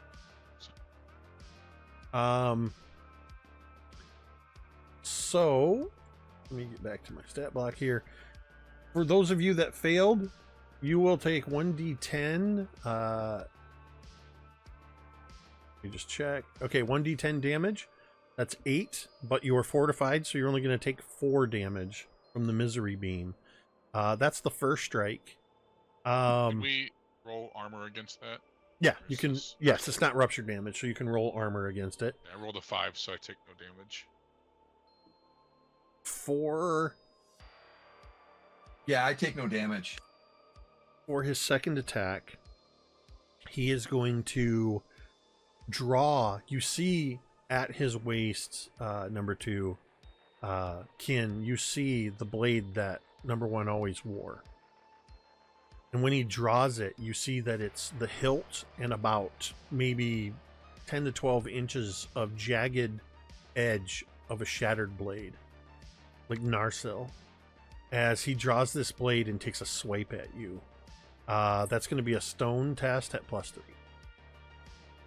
Awesome. Defend yourself.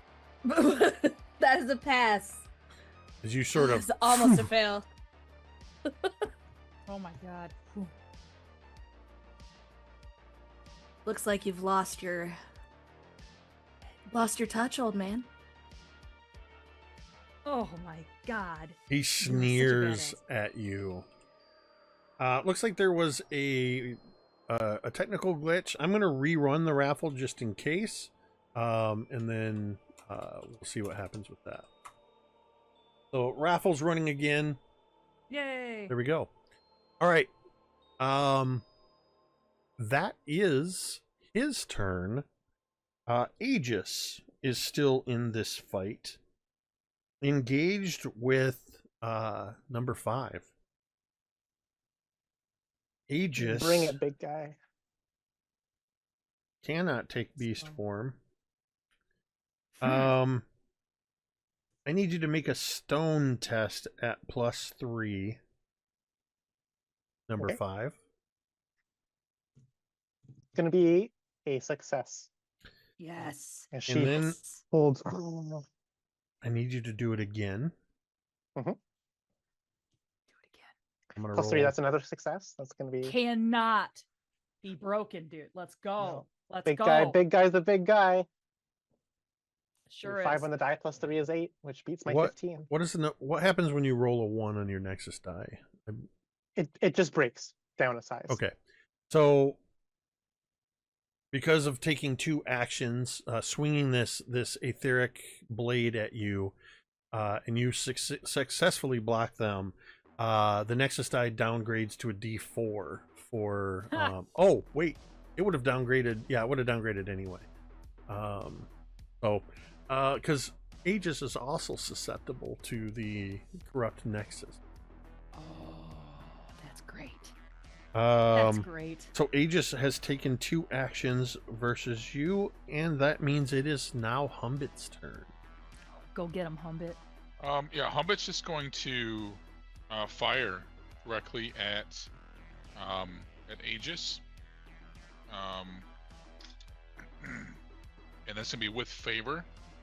Since I had that as well, that is gonna be a success.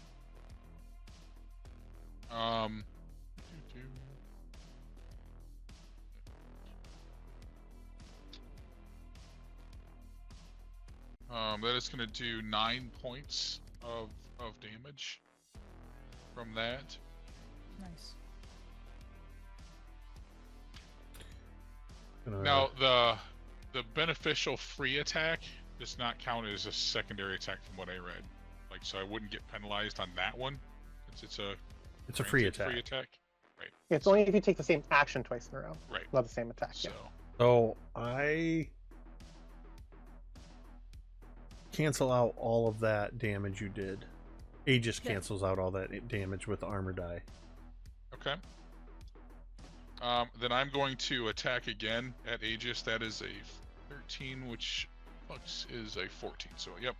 So that is going to be another success for that, and that is going to be 10 points of damage on this one. Block 7 of that.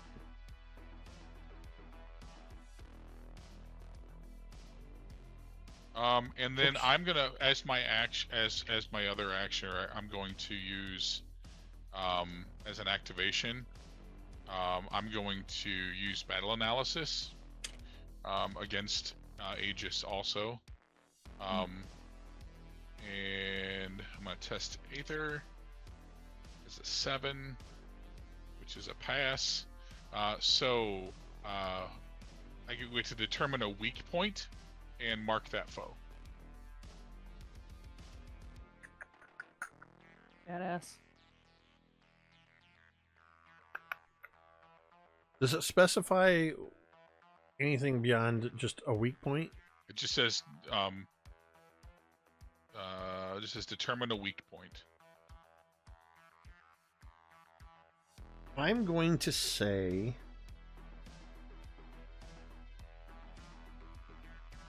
the weak point is the cockpit.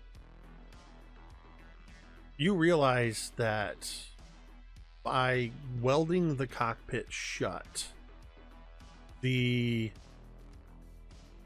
means that Absolute Zero cannot tether, but somehow Aegis is functioning almost autonomously. There's something to this, and you realize that the welded cockpit is in itself a weak point. If you can crack that cockpit open, you might be able to fully disable Aegis. Also, Vi has reminded me, game state, do an extra 6 damage to that first shot, which was a 7, which you rolled a 10 on to reduce that, but that would actually be a 13, so that's an extra 3 damage. Okay. Badass. So- Badass. Vi, quick question while we're on the topic. You said it's damage equal to your armor die? Is that Armor right? die. You get to roll your armor die as bonus damage on your Got it. next damage roll you make. Not attack roll. So Just if you miss it, damage roll. Yeah. Love it. Thanks. Is that it for number 4? Yep. I That would is like it for 4. everybody to Well done, Dwight. everybody please roll initiative again. We're rolling dynamically. So we're gonna real quick roll number 2, pass or fail. I failed. Number 3, pass or fail. Pass. 4, Pass. 5, Critical success. and 6. Pass. And I choose to not tell you whether it was close or not. Vi, go ahead and roll on the triumph table. We have 5. I got a +2 damage on my next attack. Nice. Hey, nice. So everybody but 2 who is engaged with Absolute Zero is going to go before the foes. Can I go first? Do it up. Do It's- it up. You got Seeing as Aegis is marked and I get a bonus on my damage roll this turn, I would like to combo those 2 things together, if I may. And because of battle analysis and because of the Nexus connection, this weak point as well. Mm-hmm. Yeah, sweet. Big guy is locked in against Aegis in this melee. Ori's in there hyperventilating. She looks over at this particular button. Come on, big guy, I know you got this. Take the wheel. She slams this button, and all of a sudden, Aegis's eyes begin to glow red as whatever instinctual backup routines in this Radis begin to engage. As big guy takes the wheel for a little bit here, completely disjointed from Ori's control. That was it narratively speaking. Mechanically speaking, this guy is activating an ability called Eskhara's Wrath, which is the Sunderer ability, where it's basically like Berserker Rage in, Reckless Attack in D&D, where I get advantage on all my rolls, and everyone attacking me gets advantage on all their rolls. Okay. So the inverse is hindrance for defending. Anyways, so I'm going to be rolling with favor here on my 2 attacks against Aegis, taking advantage of the weak point. So that was my activation and then my attack action here. So I'm going to roll against Stone. That's going to be a success. That's going to be a 6 plus 3 beats my 15. So yeah, it was under my 15. And then a 5 plus 3 also beats my 18 on my 15. So that's going to be 2 hits. Okay, that's going to be 7 plus 2 is 9, doubled because sorry. So I got 7 damage on the die roll, but I'm attacking him and he's marked, which is deal critical damage. That'd be 14 damage? Or do I roll on the critical roll the I roll on the D6. critical damage. Critical roll damage table. That is going to be a 3. Okay, double damage. So it's going to be 14 damage on the first Hell hit. yeah. Hell yeah. Sorry. Yeah, 14. Yeah, 14 damage on the first hit. 14 then- on the first hit. Armored die. Oh, that was. Oh, ain't that a bitch? So the 14 becomes 11. Okay. And the second attack gets no buffs at all. It's just gonna be a raw 8 damage. Damn. 9. So that second attack Entirely blocked. Yeah. is completely blocked. come on, like Ori speaks, but of course nothing comes out because big guy's taking the wheel here. But she's like, come on, Aegis. You know, like kind of baiting Aegis to keep engaging this melee with big guy. She's like, big guy, you got this. Come on, just keep going. That's gonna be my turn, is laying into Aegis and keeping my goal is to keep Aegis locked in with big guy in this melee so that no one else gets injured by this scrap of giants. I know what I want to do. I'm ready. Go for it. I would like to first use one of my boons as an interaction. It's called Keen Mind. And I actually kind of want to narratively, and Jake, you feel free to do with this as much or as little as you like. Keen Mind says that as an interaction, I can choose a foe. I now have favor on Ether and Hearth tests made against that foe. And this effect persists until the foe is destroyed or the battle ends. I kind of want to use this to have Rifki reach out to Absolute Zero. Okay. And kind of like, almost as though we are no longer severed, as though we are a Nexus again, kind of try to reach out with this telepathy to Absolute Zero. And I kind of just want to not really like beg for the battle to stop, but just ask for like an explanation. Like, you know, war is war. The fact that like they fell in battle doesn't seem like reason for this level of vitriol. And I think even without those words, Rifki is reaching out to Absolute Zero, begging for some kind of a why. While that is happening, Stratus is beating the shit out of Aegis. And I want to attack Aegis again. Is that just a stone test against Aegis? It's a stone +1. Okay. Stone +1. Got it. That's a pass. So, and I do get... Alrighty. So, perfect. So I'm going to get my normal damage. That's 8. And then I gotta get a plus 1d10 from big guy. Plus another 5. So that is 15 points of damage. No! 5. Fuck! That just rolled over. Damn it. Oh well. 5 is okay. We're chopping away at the tree, folks. We're baby stepping it. And that's my two actions. So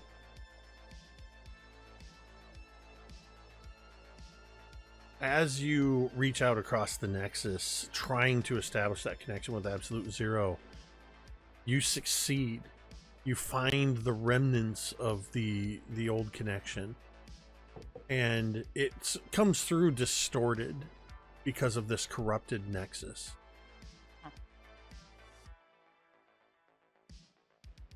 And what you get back is just, you left me. No one tried to find me in the ether. And no one will find you either. Next up. If don't mind, Nix is just, looking at this. First action, I'm gonna web him. Basically a strike to an ether. So I need to make an ether check. To Aegis or Absolute To Aegis, Zero? sorry. Aegis, Okay. yes. And it's a +1 to... It's a +0 to... There's no mod to ether check against ether. Okay. Okay, so that is a success. He takes 1d4 points of damage and is rooted. Yeah, it's 1 point not... of damage. Nope, he takes 3. Nope, he would have taken 3 points of damage. No, so he takes none. So you said takes 1d4, none. in my mind heard 4. Yep, not a problem. But anyway. So, now, the important thing, now that he's rooted, I aim for the cockpit with the cannon as it lowers down Okay, that is a success. With a 3 plus whatever else would be for a flux test on Aegis. 0. Okay, so that is a success. I am going to. This is the cannon. I'm going to. Oh, wait a minute. Damage wise, I am going to. It is max damage, which automatically turns to what's the rapture damage. Rupture damage. Excuse me. So, I also get to roll another D8 for the armor damage that we did. What was the max damage? Oh, I'm sorry. The max damage is 14 points of rapture Rupture. because of rupture damage. Excuse me. That knocked down the 6 from the armor die. You can't knock down. Oh, it's rupture. That's right. Yeah, it's Yeah, rapture. Yeah. So actually, I'm sorry. Let me take that back. My apologies. It's actually 16 points of damage. Okay. Is that a boon that you're using there? Yes, I am. It's multiple augmentations. Is that with a cannon, if you convert it to max damage, because it's because of the 2 types of weapons, it automatically turns into I keep saying rapture, but rupture damage. And because I've got the cannon +2 plus my legion automatically gives +4, so I'm doing 16 points of damage with that first dice. Now, because of that, my cannon damage drops down a level, which is fine. But yeah, so that's kind of the big hole that damage just gets put right to whatever it is from the cannon. Because you were attacking the cockpit, Aegis is going to test Nexus. Because of the previous Nexus test, Aegis's Nexus die broke down to a D4, downgraded. And because of the Nexus corruption that is currently taking place, Aegis needs to roll a 3. 3 to avoid catastrophe. That is a 1.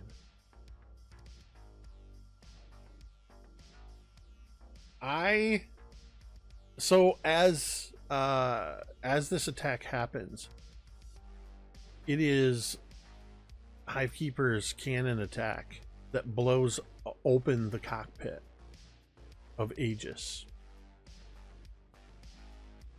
Inside, what seeps out of the gaping hole now in the cockpit is pure ether. It rises out of the cockpit like the fog from dry ice. The ether just comes up and starts spilling out of the cockpit of Aegis. And you see, as absolute zeros, formerly number ones, Radis.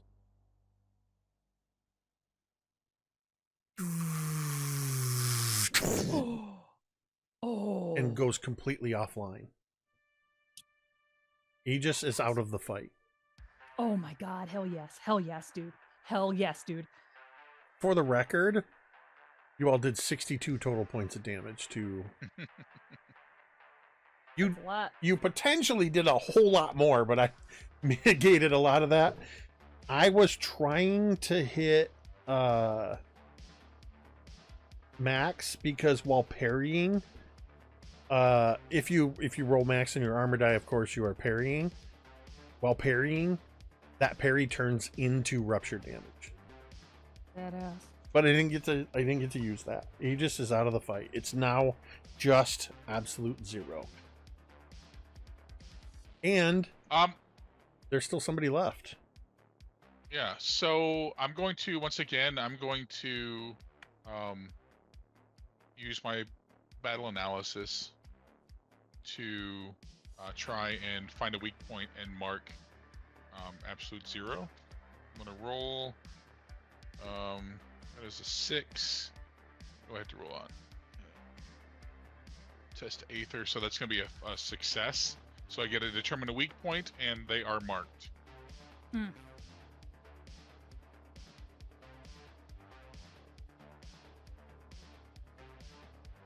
So I'm going to comment as the seer on battlefield analysis. I like it in spirit, but as the seer, it feels like it puts an onus on me to make up a weakness for my foes if they don't have any kind of inherent weakness. Just a thought as we've seen battlefield analysis. I see it as a way to grant a temporary, like kind of like you did. Like this is a role playing. Oh, okay. You find a kink in the armor, or something that's off gassing, something that you could aim at, and that gives you extra damage or something for the next person that attacks it. That's kind of how I see its use. Yeah, because like the marked condition grants you critical damage the next time it takes damage. So that's taking advantage of the weak point, right? So like it could be a temporary weak point. Like, you know, you so see that. I think the weak point is not so much. It's just like, hey, you're not doing anything. It's just a chance to for you to give some flavor into what it is I see that grants me that mark. I think I'm overthinking it. So in this instance, and I think probably what kind of bolsters this thought, seeing how Absolute Zero had modified Aegis to run on pure ether, you realize that even beyond his Cauldron kin nature, having that sort of being etherborn, you realize that his connection to the ether it's necessary. It's become a big part of who he is beyond even his kin. And that's what gives you that benefit. Okay. Can I take a step back too? Because I meant to do something at the beginning of my turn, but I forgot to. Yeah. So I also have Blitz Phase as a boon, which at the beginning of my turn I can choose to test Flux. If you succeed, you take a free maneuver on your turn. Does not count towards duplicate actions. If you fail, I take 1d6 damage and are shaken.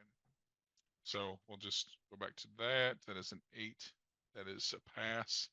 So I get an extra maneuver for this turn. So now, we still have that. I'm gonna go ahead and shoot at Absolute Zero. This will be a Flux. That is a 7. That's a pass. And damage is a 10. Which will be 8 points of damage, but because... Oh, never mind. That was the other one. So 8 points of damage. There's no conditions on Absolute Zero other than being marked, correct? Yeah. Okay. So yeah, 8 points of damage. Okay. And I still have one more maneuver, so just wanted to see if there was any reaction or anything. I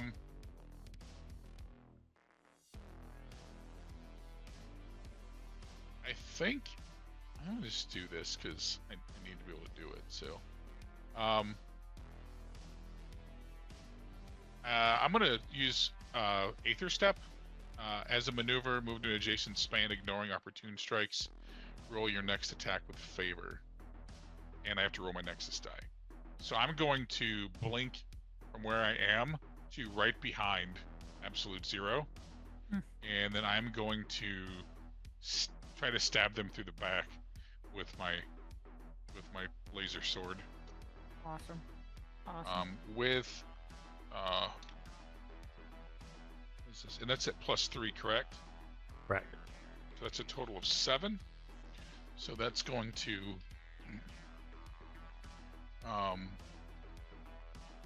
it's going to thankfully pass because my stone's an 8. And that's going to be that is 8 points of damage. And that'll be my turn.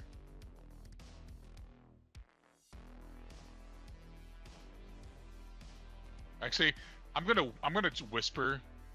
It's just like audibly, just loud enough for them to hear, but obviously everybody else would know what I'm saying because we're connected. Mm-hmm. But I'm just gonna say, God, number. In response, Absolute Zero shimmers and shifts, and they use a maneuver phase, and they become partially incorporeal as they basically shift in this phase to just looking at you with this blade now piercing an ethereal form. And he just cocks his head at you.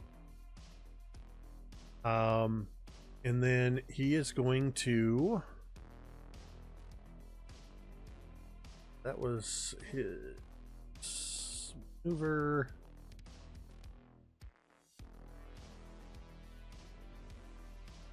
He is going to still have number 2 right next to him on foot.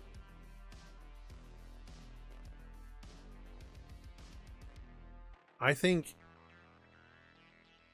we see his ethereal and partially etheric form as his hands. Well, no, I think I'm gonna stick with this because he already drew the shattered blade.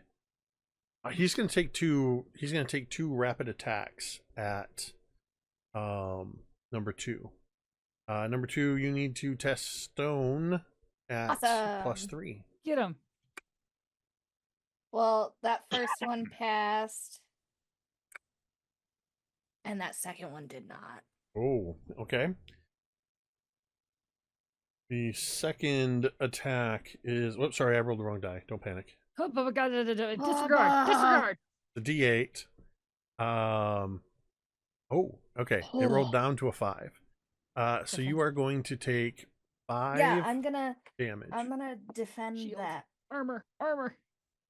I get a +1 to my armor. Well, that's an 8. Oh, With my +1. So I take nothing. Awesome. Check some.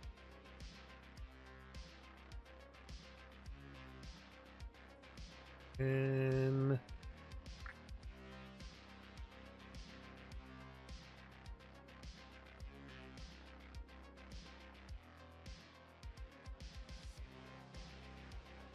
okay.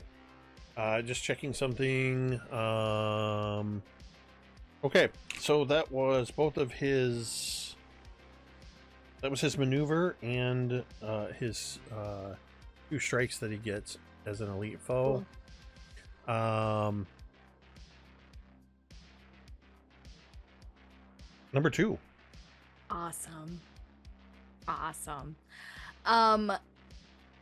Yeah, you're gonna see as she comes up with her sickles, Marana follows, and they each move to be on either side of number 2, or number 1, I mean, Absolute Zero.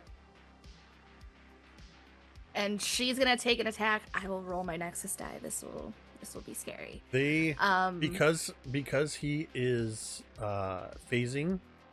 Mm-hmm. All attacks against him are hindered. Yes. Okay, so I'm gonna roll my Nexus die because I'm gonna attack, and then Marana's gonna attack. So it is hindered. Remember, because of the Nexus corruption, it downgrades on a 1, 2, or max. Yep. So let's see. Said it's a +3 for stone. Correct. Okay, so that first attack from Kin is a failure. So let's do Jake, I thought the +3 was just against Aegis. No, it was only no? against Absolute Zero.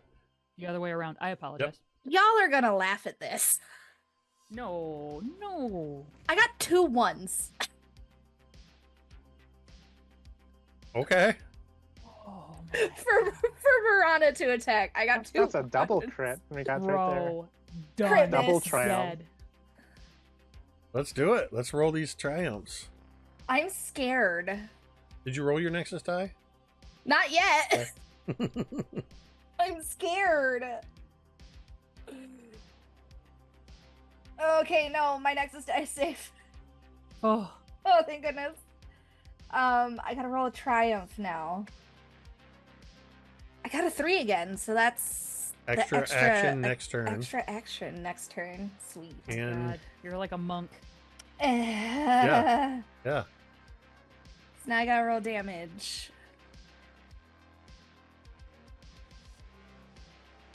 Yes.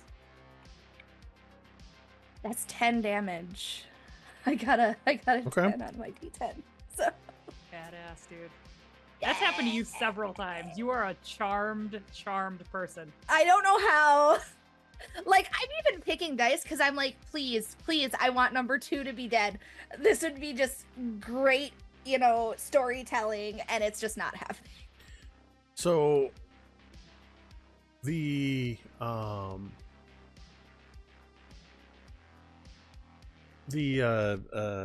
attacks against him as you're hitting, Absolute Zero is refusing to react to any hits.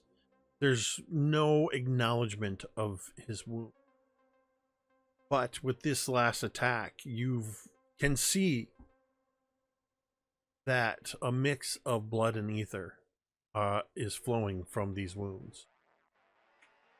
You're doing some significant damage. Nice.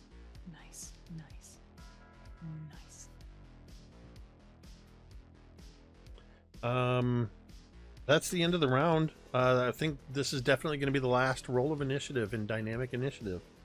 Number 2. Number 2. Pass. Number 3. You're muted. Muted, bud. Sorry about that. It's Flux or Ether, right? Correct? Correct. Yeah, I Flux it. It pass. Wow. 4. Barely. 5. Pass. 6. Fail. Okay. Last round. 2, 3, 4, 5. Who's going? I All can right, go big guy first. big guy will step forward, then take the lead here. Yeah, I think still big guy is taking the wheel. Another use of my activation to continue the Eskhara's Fury, so I get favor on all my attacks, but hindrance on defending. Big guy's lumbering forward, chasing after the fluctuating, phasing Absolute Zero, and gonna slam into him with 2 massive claw attacks. This towering mech, this towering Apparatus, just like pummeling into the ground where Absolute Zero is, with 2 massive claw attacks here. So the favor I get from my Fury is going to cancel out the hindrance of the phasing, so it's going to roll these at neutral. Testing versus stone, so that's a +3. So that's going to be a pass on the first one and a fail on the second one, so only 1 gets through. Which is going to come down for 9 points of damage, non-rupture damage. 9. Okay.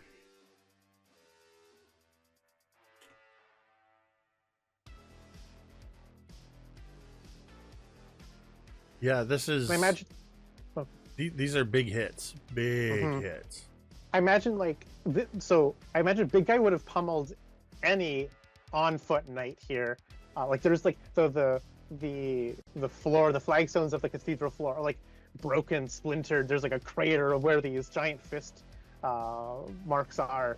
But of course, because he's phasing, he's able to like avoid a lot of this damage. The sheer destructive capabilities of a Sunder Apparatus. But still, that's my turn. Next up. Do you want to go, Dwight, or? Yep, I can go. Okay. So I'm going to go ahead. I'm going to use my Aether Step again. And I'm going to just transport to an adjacent space. And then I get to roll my next attack with Favor, which will again just cancel out. That is an 8, which will be a pass. And let's see. So before I do that, I got to roll my Nexus dice here. So that is a 5 on a D6. So that's good. It's 1, 2, and max, right? 1, 2, and max. Okay. So then, and any conditions on Absolute Zero currently? Absolute Zero is currently phasing, so all attacks are hindered. Okay. But that's it. Okay. So then that was a successful attack that will do 7 points of damage. Okay. And that is my turn.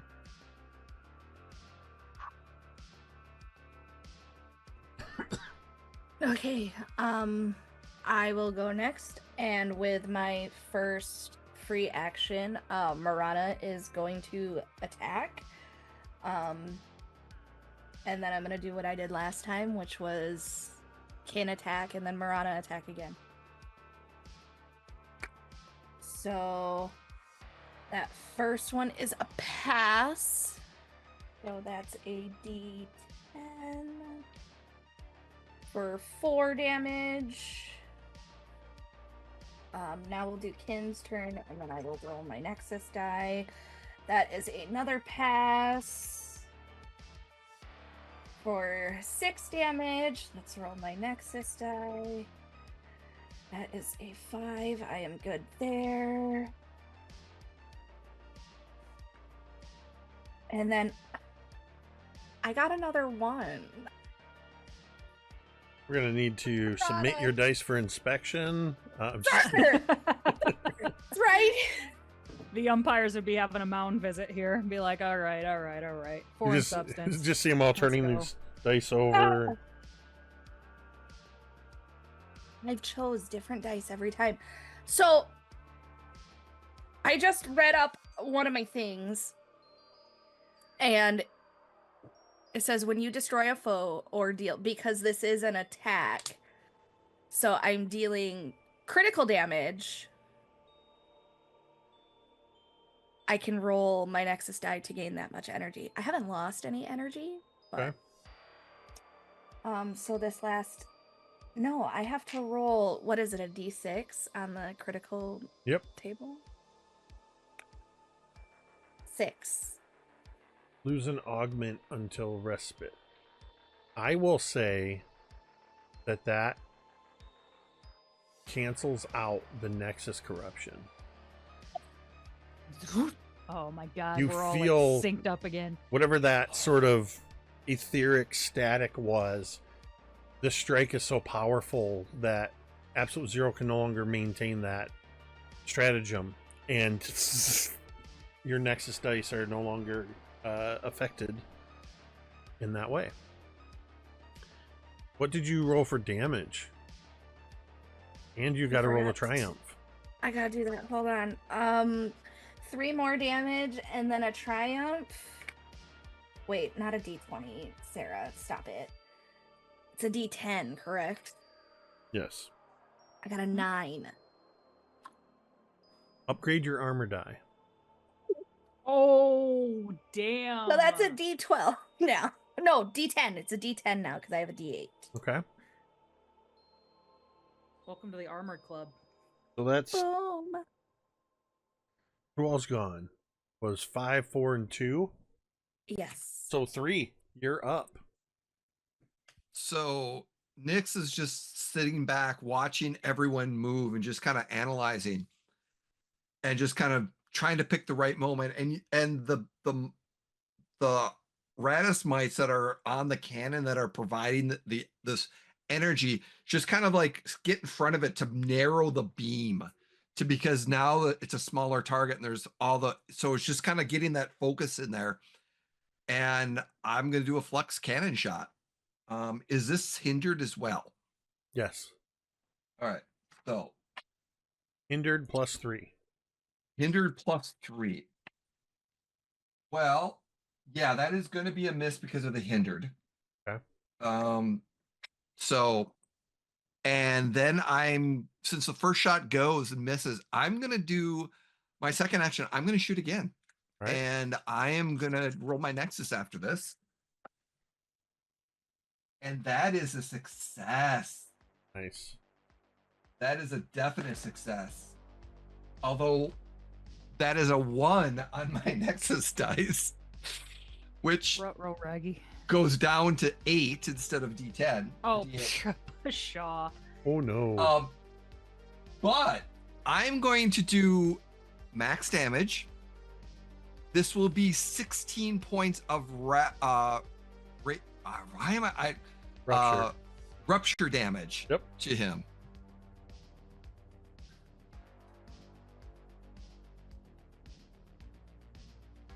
And There- armor is gone, like no effect. It goes right to energy, and it's 16 points. And because of max, my damage dice will go down for this cannon next shot. So you said it was 16? 16 points, yes, because So- of all the bonuses and That yeah, first- and it's That first shot that missed, this energy just, and it's just in the midst of the battlefield. There's this slow motion as Absolute Zero, in the middle of this battling everybody, he just sort of sidesteps, and he's choosing to ignore where the shots are coming as he's turning to pick his next target. And for whatever reason, he's focusing on Stratus and Rifki. And that's why the second shot hits him full on. And you see as this energy passes through, even though he's phasing, it goes like a lightning storm of ether inside his phased body. Which, because technically, I guess you moved. You blinked away, didn't you? Nope. Yeah, how many? So I was gonna say, if you were still there, technically your blade would have been penetrating still. Nonetheless, he takes this shot full on, and you see as this energy just, he looks around at all of you, the camera sort of panning around, and you can see that hole in him, ringed in pure ether, as it's going, getting larger as he looks around at each and every one of you. He is going to, because technically you would go after the foes, he's basically in his death throw. Number 6, what are you going to use your turn for? I would exit my Radis. And I would if I'm nearby enough narratively, can we say that I'm near him enough to make an attack? Okay. I think before I do, I would kind of shake my head at him. And I think through the Nexus, you all can just feel this like intense pity from Rifki. As she's looking at formerly known as number 1. And she would just shake her head and just say, "It takes more courage to be hurt and then still see that the world is worth saving. And that's something that you just couldn't figure out. And I would want to, can I just like coup de grace him? Like he's essentially gonna die either way. I would want to put him out of his misery. Before you do that, I would like one final mini monologue. I love it. Go. Fine. I Do guess. the monologue. He's just I love he's the got monologue. he's got some final words for you as Please. he's almost like glitching, losing this connection. There's still the part of him that's physical. You see blood and ether seeping. His words are distorted, almost half machine, and you realize that in his death throe, there's a piece of him. This ether that's seeping out is trying to connect with the ether that is the last of the ether leaking out of Aegis. And you hear that voice half coming from him and half coming from the speakers on Aegis, but it's crackling and distorted. This is the six. I was one of you once. And you'll still call yourselves that, won't you? Even now. Even after this. But no matter how loud you say it. And he's coughing blood and ether now. You'll never be whole again. Not without me. Not ever. I think right then is where I just drive my sword just right through what used to be his heart. And I think like it's like that last scene in Gangs of New York. I think he's probably fallen to his knees. Rifki is too, and she just says, "I'm so sorry." The six And like one more. was a lie.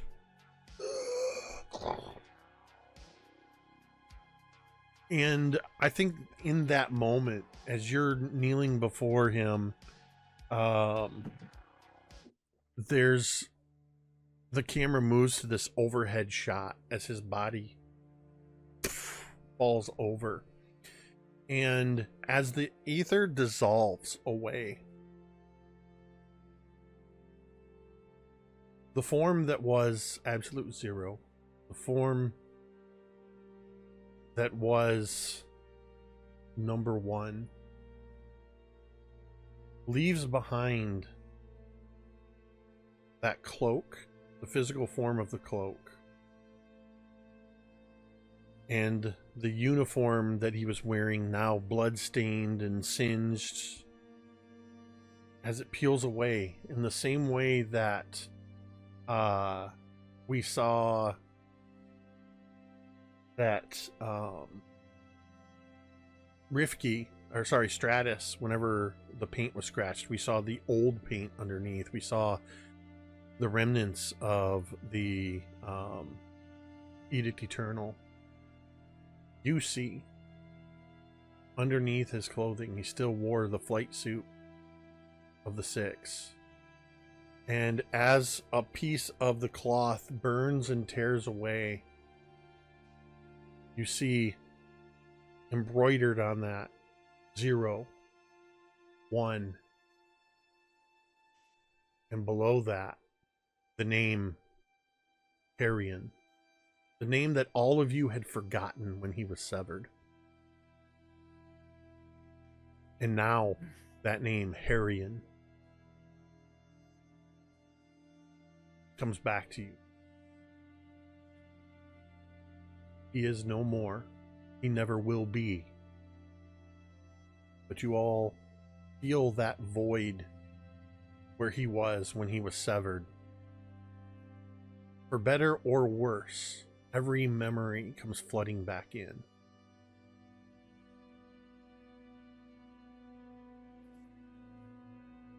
And even though it's just the form now standing there, and all of you standing there around him, Kin untethered, Rifki untethered, Eurydice is standing nearby. We see the hulking form of Big Boy and the the swarming hive keeper standing nearby, and Blink Fiend sort of. You know that this is another battle, but the 6 have ended. Whether or not you've won remains to be determined amongst all of you. With that, this concludes Aether Nexus, the Severed Night Trilogy. Wow. Thank you all Wow. for an incredible trilogy. Thank you to Matt, Barker, and Tim for putting together Aether Nexus. Congratulations to them on their successful Kickstarter a while back, and then bringing it and releasing it this past October. It is an Electrum bestseller on DriveThruRPG. You can, there's a link in chat right now where you can purchase a copy for yourself. Congratulations to, I believe, Why This Now won our giveaway earlier. I never took the giveaway screen away, but congrats to Why This Now. We also had a couple winners on previous ones. I will get those codes sent out to you soon. This is a fun system to run. It's unique. If you're looking to break away from any other tabletop RPGs, if you're looking for a relatively quick to learn system, check out Aether Nexus. It's something different. It's very highly customizable. I chose to do things very differently using the tool set that was provided to me in the PDF. I allowed these characters to build veteran knights, so they started out with higher AP, and then I awarded, I think you guys were awarded a total of 11 AP between the 3 sessions. If you choose to build up your Radis for a future adventure, consider yourself gaining another 6 AP for completing this one. Awesome. This was a lot of fun. This was, I think, the fragments, if you will, of a story that I put together that was enhanced and just made all the more incredible by these 5 incredible players. As a way, before I say our goodbyes, I would like each of you, as we did in the first session, I would like to give you an outro. And we're going to go in reverse order this time. So tell us who you are, where we can find you, anything else you want to impart, and then I will take us out. So we're going to start with number 6, Stratus and Rifki. Carrie. Yeah, I'm Carrie. This was a blast. Oh, and a your half. microphone. Thank you guys. Your microphone just exploded. So of course I had you go first. Let's go ahead and go to number 5, and then we'll come back to Carrie. Hey, sorry, Carrie. I'll take it over from here. I'm Violet. I had a blast playing. I really enjoyed Aether Nexus. It was fun to get a little scrappy with the rules and get a little these heartfelt moments over the course of the campaign. Jake, you rocked it. I'm very happy and very thankful for the game that you put together for us. Yeah, thank you again. Let's try that. Take 2, Carrie. Can you hear me now? Yes. Is that much better? Okay, great. I'm Carrie. This was a blast. Thank you guys all for your wonderful contributions. And of course, thanks Jake for inviting me and for being awesome as always. You can find me elsewhere. Select Wednesday nights. You can find me on the wonderful Emporium for the Wayward Gamer playing some Pathfinder 2e. That's always a blast. You can find me here typically until, well, not until the new year now, but on Thursday nights I'm playing Kids on Bikes here on MTD. Coming not tomorrow, but next Monday will be the beginning of a new cool campaign on Mini Terrain Domain called 7 Dooms per Sandpoint, where we will be playing some Pathfinder 2e again. And then on other Thursday nights, sometimes you can find me on another channel called Dice Tales Live, where we play actually in person. So that's kind of a cool, different vibe. Yeah, I'm everywhere. I'm like the wind. This is a blast. Thank you guys so much. Number 4, Dwight. Right. Hey, I'm Dwight. I'm the big bearded nerd. I am the behind the scenes half of Mini Train Domain, so you really can't find me much anymore these days. But you will find us this coming Saturday on Mini Train Domain. We have the Legends of Elnora, our couple times a year, depending on Todd's schedule, fundraiser to benefit the Pablo Foundation. It's going to be an amazing time. We got some amazing Star Trek cast members from various shows coming to play D&D with a couple of very generous donors. And we're going to raise money to fund some grants for Pablo Foundation. So come hang out with us this Saturday, 7 o'clock Eastern Time, and buy some rerolls for these amazing Star Trek cast members and whatnot. It's going to be a great time. You will, if you are interested in finding me, and you want to look out way in the future, I will be in Toronto, March 14th to the 16th at the Sheridan Center for Breakout Con 2025, where I will be running Aether Nexus. So I'm going to be reskinning the Mexpendables, which was a game I used to run on my Twitch channel back when you used to be able to find me.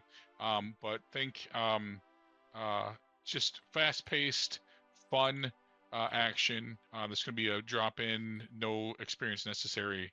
So if you happen to be around Toronto in March and you want to come join us at Breakout Con, we'll be running this game. It's actually a really cool convention, kind of a smaller feel.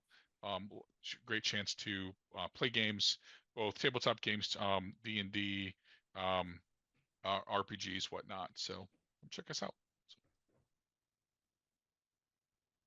Number 3. Hello, everyone. I'm Jay, also known as NeoFet3 on most of the socials. You can find me at The Important for the Wayward Gamer. I GM there quite a bit. I'm the forever GM for our Star Wars Shadowport adventures that we have coming up. We also, on Wednesdays, is our Legends of the Natural Ones, which somebody from the cast is playing a Grogish individual there. We are in season 4. We have our last episode of the year coming up later on in December. We also we are pre-recording, but we will be in early 2025, our Hunter Team Beta, which is our Hunter the Reckoning 5th edition series, Michigan Chronicles, which we will have different years, different groups, different players, and different hunted locations in Michigan. So it's kind of a series that we're currently doing that we'll be revealing in early 2025. As well as you'll find me around at several conventions, including, unfortunately, this weekend, I will be at PAX Unplugged running several different games. And also early next year in Minnesota, as well as Breakout Con and Gary Con and a whole bunch of other ones. So you can catch me here at The Important for the Wayward, or catch me there at The Important for the Wayward Gamer. But additionally, last but not least, since I'm long-winded, I get to be a player here on MTD next Monday. Or not tomorrow Monday, but a week from Monday, with several of these individuals playing Pathfinder 2 Seven Dooms of Sandpoint. I get to actually play, so come enjoy our time. And Jake's wonderful. And I want to say thank everyone here for being able to play with. You're all wonderful individuals. This was so great. And Jake, as usual, thank you so much for inviting me. And this game was awesome. Thank you again. That leaves Sarah, number 2. Oh, I don't like this. You don't like going first or last. I don't. I really don't. But hi, I'm Sarah, known as Alice X Ann on all of the socials. Occasionally you can see me streaming like Phasmophobia on here because I just like to get together with friends and do goofy shit. Otherwise, you can see me here on Mini Terrain Domain every other Tuesday for Sky Metal Iron Gods, our lovely Vi, however the camera's pointed, is our GM for that. And they are amazing. I love her. And Jake is a player in that, and it's a lot of fun. I'm also, once we start streaming again, probably not until the new year, Aesir Sin here on Twitch. I play Hijinks for All. I play Raymoria, who is a Furbolg Circle of the Wildfire Druid. Lots of fun. We just had a lot of trauma happen, and I cried this morning, so that was great. Otherwise, I am so glad that I got to be in this. I love playing with all you people. This was fantastic. Jake, thank you for getting us all together. Thank you for asking me to join. I love all these people. I love you. This was awesome. I almost cried. The beauty of having literally every game that I run on the channel, I have a player from one or more of those, is I don't have to promote anything, including Dwight, the other half of MTD, because you all promoted everything for me, which makes my outro a little easier. I love having so many friends in this space that are true, genuine friends, but also that share a passion for role-playing and telling these different stories, and trying out new systems, and just saying, hey, let's turn it up to 11 and go bonkers for a couple sessions. So this was a blast. I knew I didn't have to create some kind of convoluted huge story. This story was born from the session 0, actually, which was the week of the game. We had a session 0 because I didn't have a story up until that point. And it was when they created the 6 and decided, hey, what if, number 1 was the one who formed you all, kind of a Nick Fury sort of figure, but then they were lost. And from that, of course, I'm going to turn that into the story. And that's sort of what this has been. We only touched on the surface of what you can do with this system. And something I neglected to mention previously, but I think is very important, is that there are 1, 2, 3, 4, 5, 6, 7, 8, 9, 10, 11. There are 12 quests written by some amazing people, including there's a quest written by Jeremy Lilly, a couple by Matt Click. Expeditions. Let's go. That all have unique aspects to them. Some of them that deal with the various clans and houses, and they've created unique roll tables for them, and there's sort of a formula for creating quests that I completely ignored and did my own thing. There's so much lore that we kind of like that we kind of touched on, just glimpses, but there's just so much. It's really, really in depth. And the Seer's augury at the end, it's just sort of a whole bunch of stuff for the Seer to just do what they want with. It literally says, just look at whatever table you're drawn to and from there. And that's what I did. So with that said, I think we had an amazing trilogy. I think we really took Aether Nexus out for a spin and showed what you can do with it. If you want to see a different take on this, please do head over to Erasmus Expeditions on YouTube. And check out Jeremy. Ran a trilogy back in October. With another group of amazing players, completely different story, completely different vibe, but equally amazing. Check it out. And I hope to see more people running Aether Nexus. I want to play in it sometime. Of course I love being a GM. So I've enjoyed the seat very much, but with that, I want to say a huge and heartfelt thank you to the 5 remaining members of the 6. This has been an absolutely incredible experience. So thank you to Sarah, to Jay, Terry, Vi, and Dwight, without whom this would have been just me shouting into the ether all by myself for 3 sessions. With that, we're going to end this trilogy the same way we end every session. You can say it with me if you want.